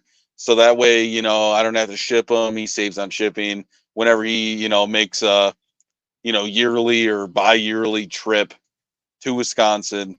He'll come pick them up and bring them home. But he brought me some stuff that I picked up from him. I recently got into Marvel Legends Captain America's. So I got this Infinity War cap. I love the Infinity War outfit. And he got it at Ollie's for like what, $8? So that was a huge dub. That was at the Exchange in. Oh, that's what it was. Yep. That was at the Exchange on Steelyard Drive in Cleveland, and they actually had a bunch of cool things there for pretty cheap. Sorry, that is my wishful thinking go to bed alarm. Wishful thinking indeed. So, as a lot of people know, I'm a huge Halo nut. So I've recently got into the equivalent to Happy Meal scale. You know, the world of Halo. I got some. I got an Elite here, Elite Mercenary. That was a pickup that I got. This shit is like a PowerPoint presentation right now.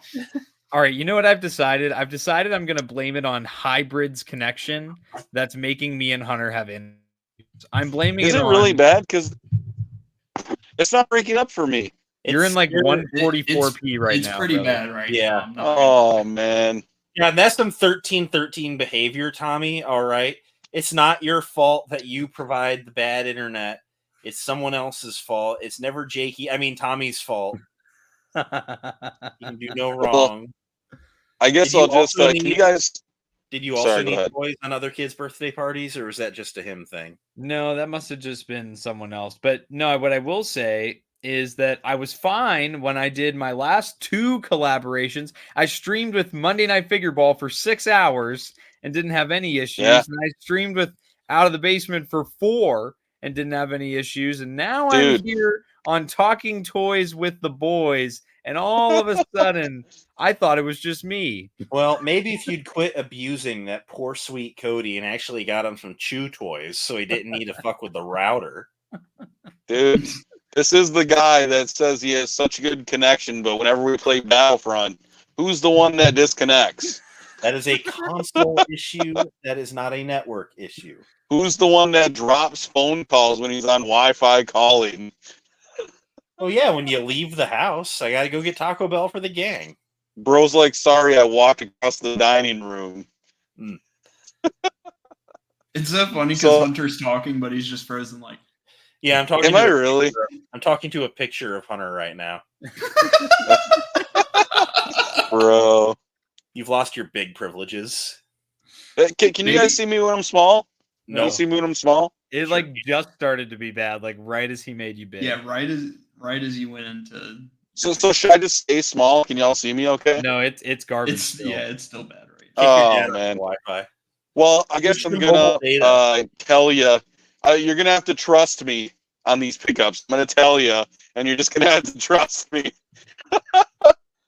So, Hybrid also picked me up Jabeam Obi-Wan because I think that one was Ollie's, wasn't it? That one was Ollie's. Yeah. I found a key. Okay, so I wanted him for his soft goods and then his lightsaber. I wanted to put his lightsaber hilt on my, I call it like my ultimate custom Cody, which was a Beb Art Cody.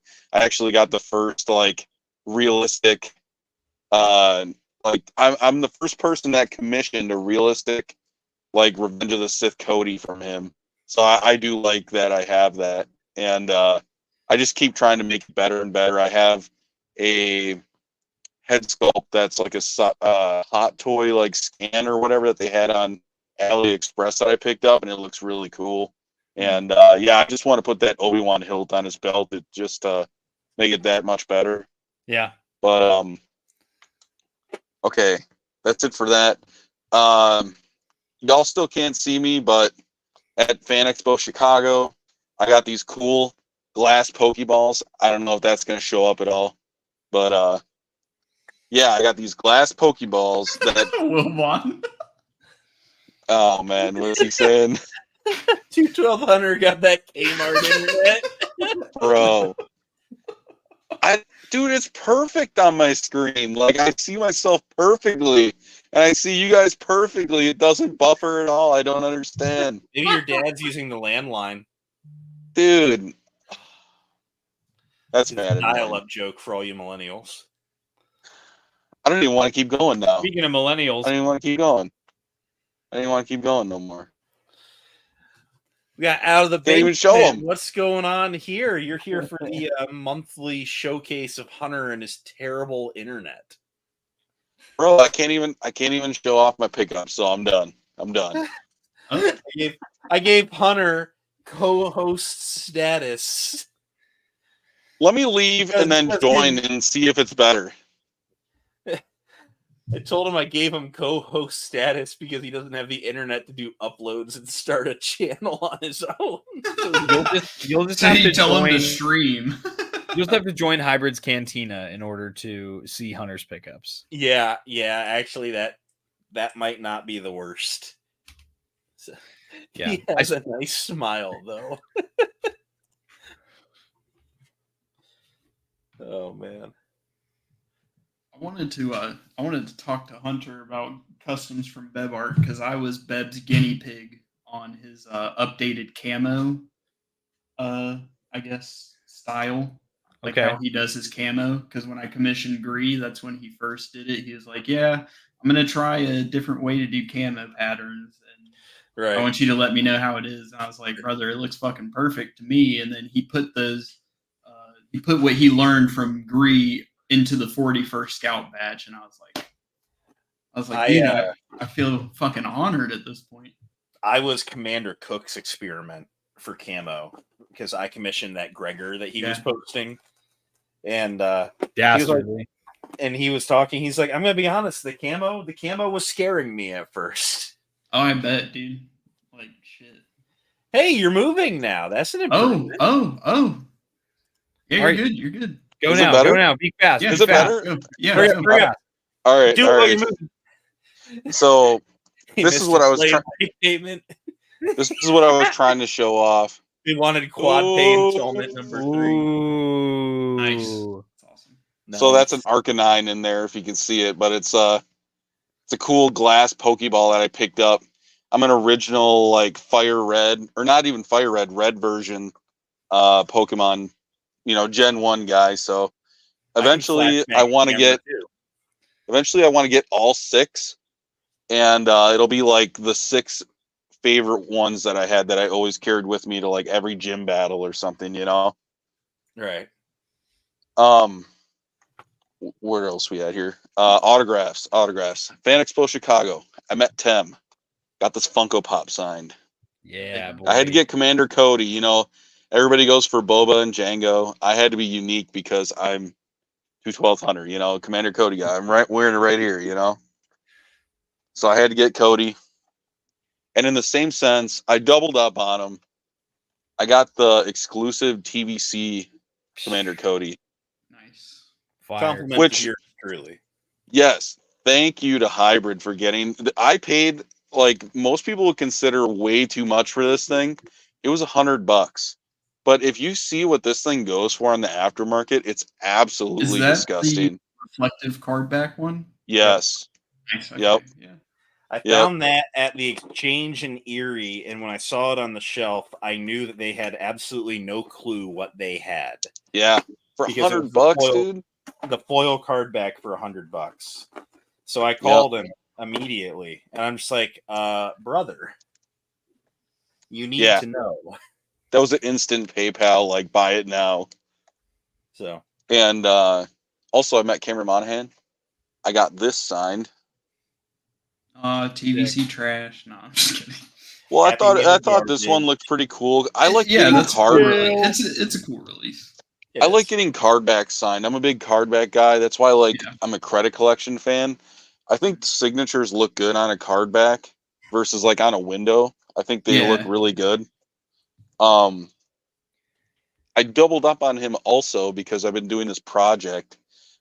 I met Elizabeth Grullen about 1 month and a half, 2 months ago now in Sioux Falls, South Dakota. And I got her signature and I got Cameron Monahan's to pair with it. And Steve Bloom voices the Purge Trooper. So I'm going to triple down, but like whatever. I'm going to complete the trio and, get it signed in purple, probably. But that one will be a cool piece. I was hoping that one of them would be like Elizabeth Grullen, when she saw it, she was like, whoa, I've never seen that before. Like, that's super cool. But Cameron didn't say much about it. But granted, he was super busy that day and showed up late to the convention. So, like, I think they were just trying to get people through. And he was still super cool and real nice to meet. Speaking of real cool people, Gina Carano. I got her credit collection signed. I think Dude, that is the opposite of woke right there. She's got a really neat signature too. I really like it, and I got it in copper, which I think with the copper coin, it looks really good on the card back. It kind of blends in, but like when the light hits it, you can like see the reflection of the autograph. So it looks really cool. What does she? I'm really happy with it.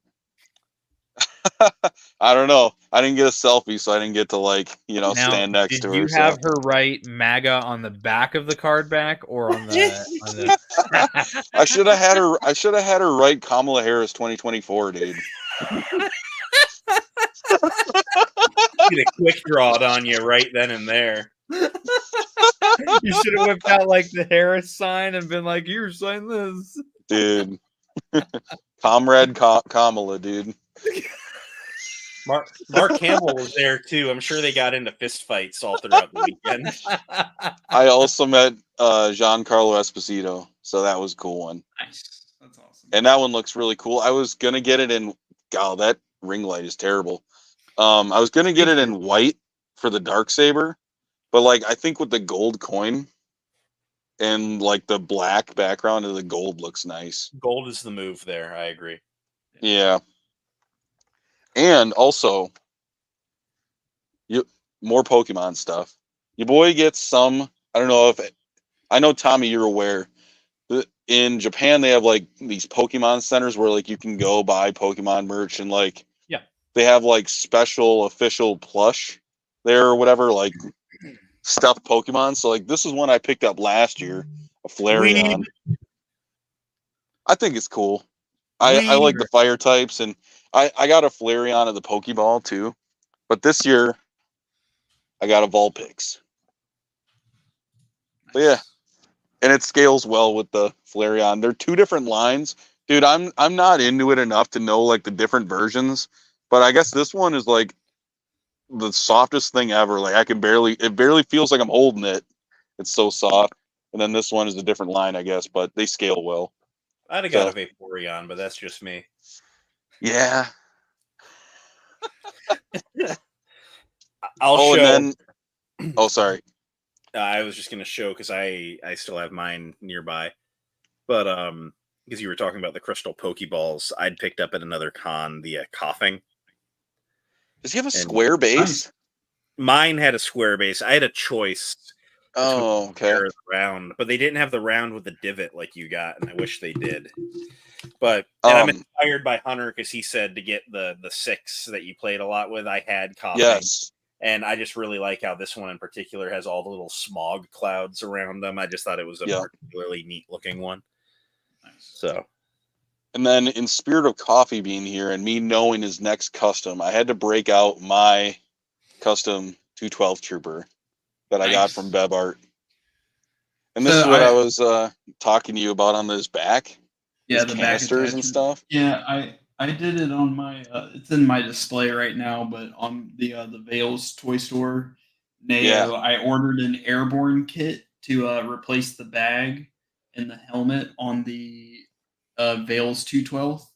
Yep. Just because I kind of hate how that figure turned out, if I'm being honest. But what I did is I cut up a spare clone belt and I did all the little attachments on Neo's bag.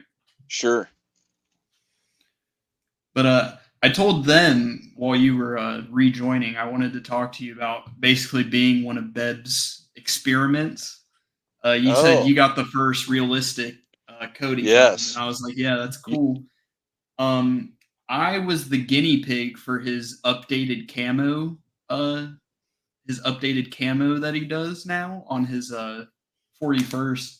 So when I commissioned Grief from him, this was his first chance really doing the updated camo design. And I was like, hell yeah, go for it. He was like, do you mind if I do a little experimenting? I was like, yeah, go for it. I trust you. And those are the same techniques that he applied to the 41st scout batch and that he's going to do from now on. So it's interesting hearing that we're kind of guinea pigs to his experiments with how he does stuff. It's pretty Yeah. Cool. Well, now that you mentioned that, I totally forgot about it, but I had him do a custom 212th Recon Geonosis camo one for me. Nice. I don't know if you might remember seeing it as a while ago, but it used the Gree base body, which sounds terrible, I know. But I just thought it was cool to have like a recon trooper that had like the backpack with the antenna and then had like the overalls, you know? And I gave him a comma, you know, he looked really cool. And then I gave him a Sergeant Hound style like ARF Trooper helmet where he has like the lower jaw, you know? Yeah. And yeah, he did like that was his first time doing that Geonosis camo. Yeah, because on this it's just the whoever made the kit, it's the back attachment and then the actual thing is on there. And what's nice about Bev is he is freaking awesome. He supplied me with a spare just in case the antenna breaks. So dude, he is super awesome for stuff like that. I got a Phase 1 Cody from him, and I also got the Revenge of the Sith Cody. And dude, he sent like 3 extra shoulders that came with the antennas in case any of them broke. Yeah. And then I think awesome. I think I had like a little trouble with one of them, and he was like, "Yeah, dude, I'll just send you another one." And I think that he changed his method after a while to use resin now, right? Where it's like they're bendy, they don't break, they don't snap. Because like I was having issues with that, like when I first started. Yeah, I think it is. Yeah, it's definitely printed in some type of flex because I can definitely bend it around like that and not risk it breaking. Yep. Hunter, which is awesome. Aren't most of your customs antennas glued on in one way or another? You've had a lot of shelf dives. The one that I know is not is the Revenge of the Sith like theatrical Cody. That one has never fallen and taken a shelf dive and like broken the shoulder antenna. The one I always have troubles with is Commander Jet. He is mad annoying. He takes one fall. I mean, a figure falls, he's going to go like this. Well, he has 2 helmet antennas sticking up like Batman, you know? Ooh. So, like, it's just like snap, like both of them. And then I got to find him in the carpet and try and glue him back on straight. So, dude. Cinematic Cody's the one who hasn't had any issues, right? Yeah, I'm about to put him in a safe now. Tommy. Because I know it's coming. Dude, okay. I bet you Cawfee don't know that story, but when Tommy's these guys visited, Yeeter. Dude, these guys visited me in March. Yeah, we had a big trip planned, and you know, so, some people know I got a good number of 1/6 scale figures. Hunter's not a broke. He has a lot of hot toys. Yeah. Well, sideshow and stuff too. You know, trash. Garbage. I give props to Sideshow because I think they like even if the bodies aren't good, I love their attention to detail that they did on their clone troopers. Yeah, I agree. But anyways, I was like, you know, if you guys want to like open up the cabinets, you know, if you guys want to, because this is like cool, I got to like show off. Like I got to go to Pennsylvania and see like Tommy's collection. Got to see hybrids, but this is like the first time anybody ever got to like come over and see my collection. So I'm like, yeah, if you want to open up the cabinets, you want to open up the glass door and check them out, you know, like because I have a couple things that like I know, you know, some of these guys don't have, you know. So like I'm like, you know, if you guys want to check them out, you know, check out these sideshows because like not a lot of people collect the old sideshow clones. I'm like, feel free, check them out, you know. Well, there was one that I had, and it was on the middle shelf, I think, right? It was a 501st clone, and he was jetpacking on the flight stand, and I think he was moving. You explain it, Tommy. I was picking a figure up, and somehow he got attached to like 5 other figures, and then probably like $3,000 worth of Sideshow and Hot Toys just came tumbling out of the shelf onto the floor. Fucking hell. Luckily, none of them broke. I got really lucky there, and I think I caught most of them. But yeah, you did, yeah. And then Dude, Tommy the one it took a wild too. swing though, because it was like this right out to the edge, it was like right out to the edge of the glass, and because it was so top heavy, it just went boom, and then like swung down to the bottom one and hit a couple more. Damn. Chain reaction. I ain't gonna lie. Part of me, I was like, I was like freaking out. Like I was like, no way. But then I was like, okay, nothing's broken. We're all good. Don't worry. I've always been very hesitant to handle anyone's Hot Toys or Sideshow or anything like that, because I know that they're expensive from day one, and then they accrue value and stuff. And I got these big old meat mittens, and I'm like, like something's gonna go wrong. And I would just hate to be the guy to break, the rangefinder on someone's hella expensive Captain Rex or whatever. So that's how I feel with my customs. I don't think I would let anybody hold them. Customs too. But as a rule of thumb, I just don't touch people's sideshows or anything.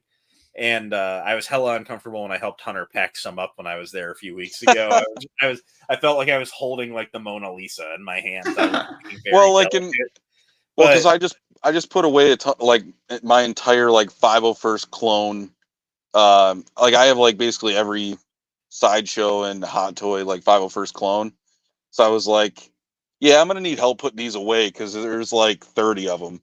Right. I'm like, dude, I need help, and because it takes a while to put them away in the box, and you got to open every box, and then there's like a couple covers you got to open and put them all in.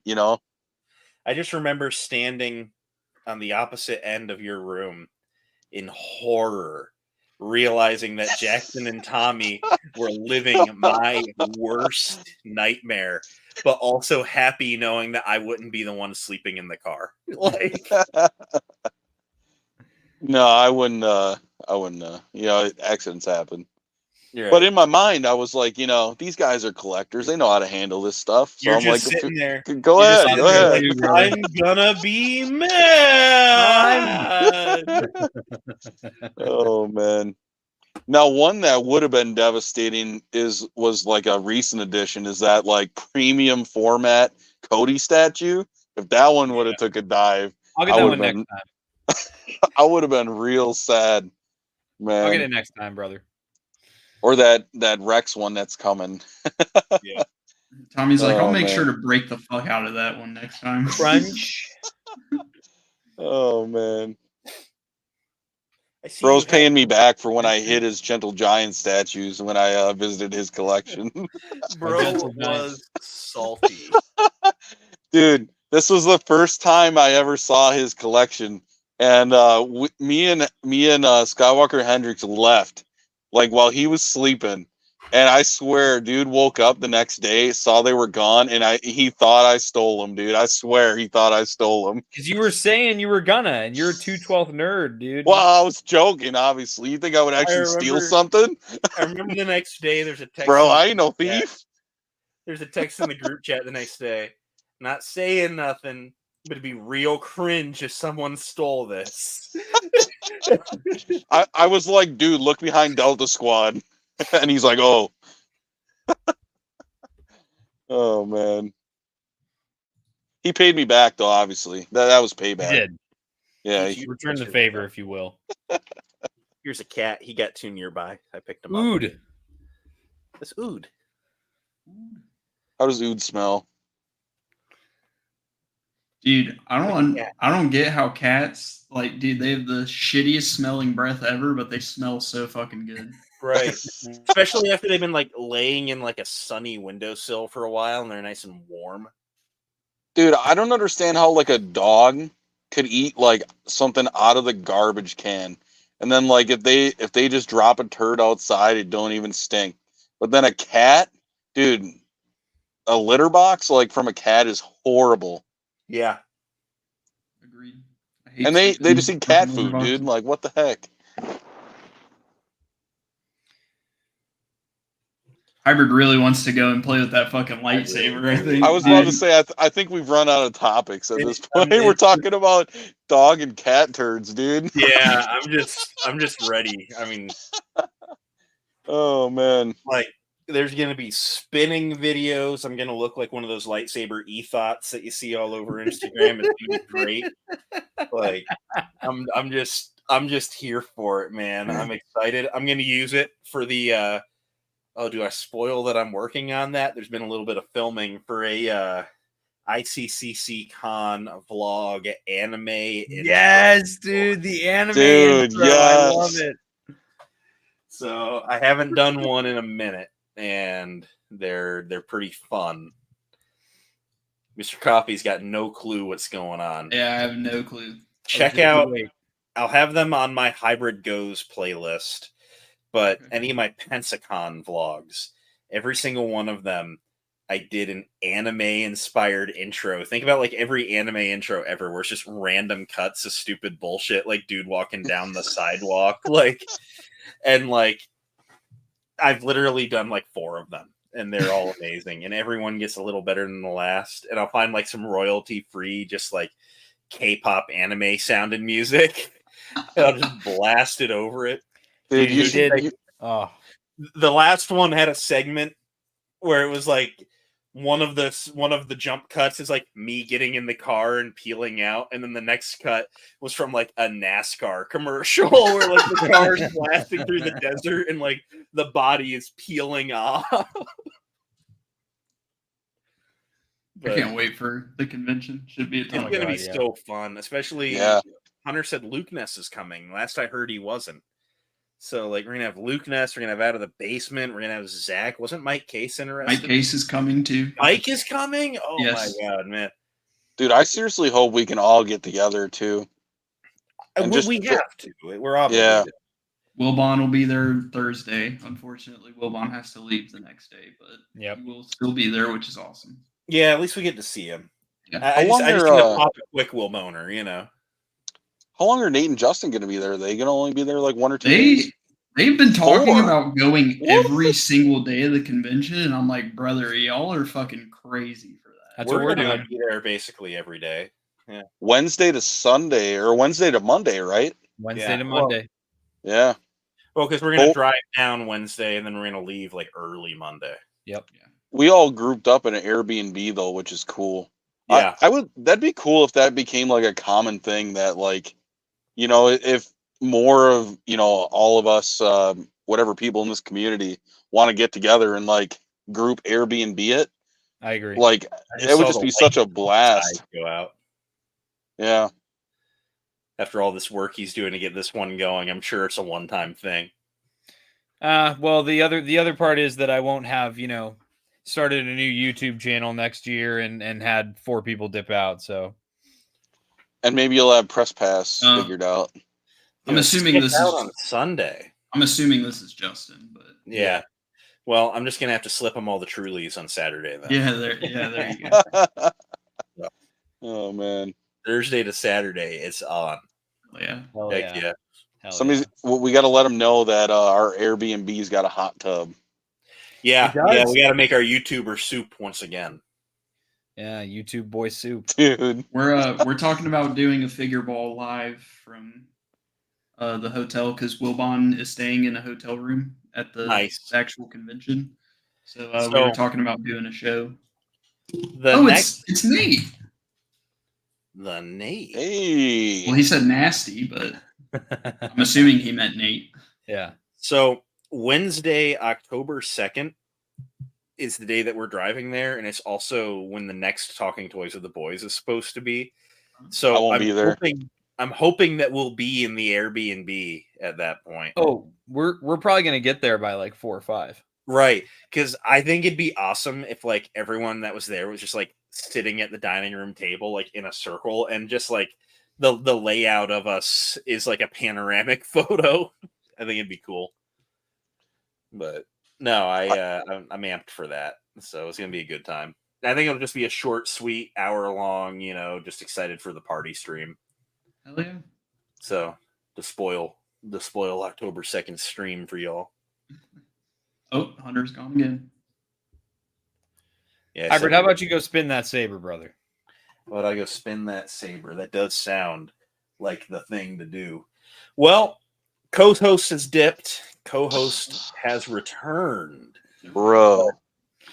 We are gonna pull the plug on this. Much Yeah, like I got 15 minutes to make my live stream that I'm trying to watch here, bro. Let's right. get out of here. Go spin my saber and then to not watch that live stream because I've talked about Star Wars for the night. But It's past my bedtime. Yep. Everyone's getting eepy. Mr. Cawfee, thank you for joining us. Thank you for having me. You off. How many Trulies will we drink? Too many. All the Trulies. Truly Yeah. too many. So, Hunter, welcome on as a team member. Blitz, good luck on the new YouTube channel. I'm glad to see that you have finally decided to commit to the Tommy Show. And Commit to the bit, brother. Commit to the bit. So, you don't got no co-hosts here stomping you down. So, channel's already doing well. Channel's already doing very, very well. So, well, better than where you came from. I agree. So, well, until next time, everyone, thank you for watching Talking Toys with the Boys. We will be back October 2nd, same time, different place, talking about ICCC right before we get there. Hopefully, we get the whole gang together for that one. And until then, hope every one of you has a great day, great week, great month. May the force be with you, and goodbye.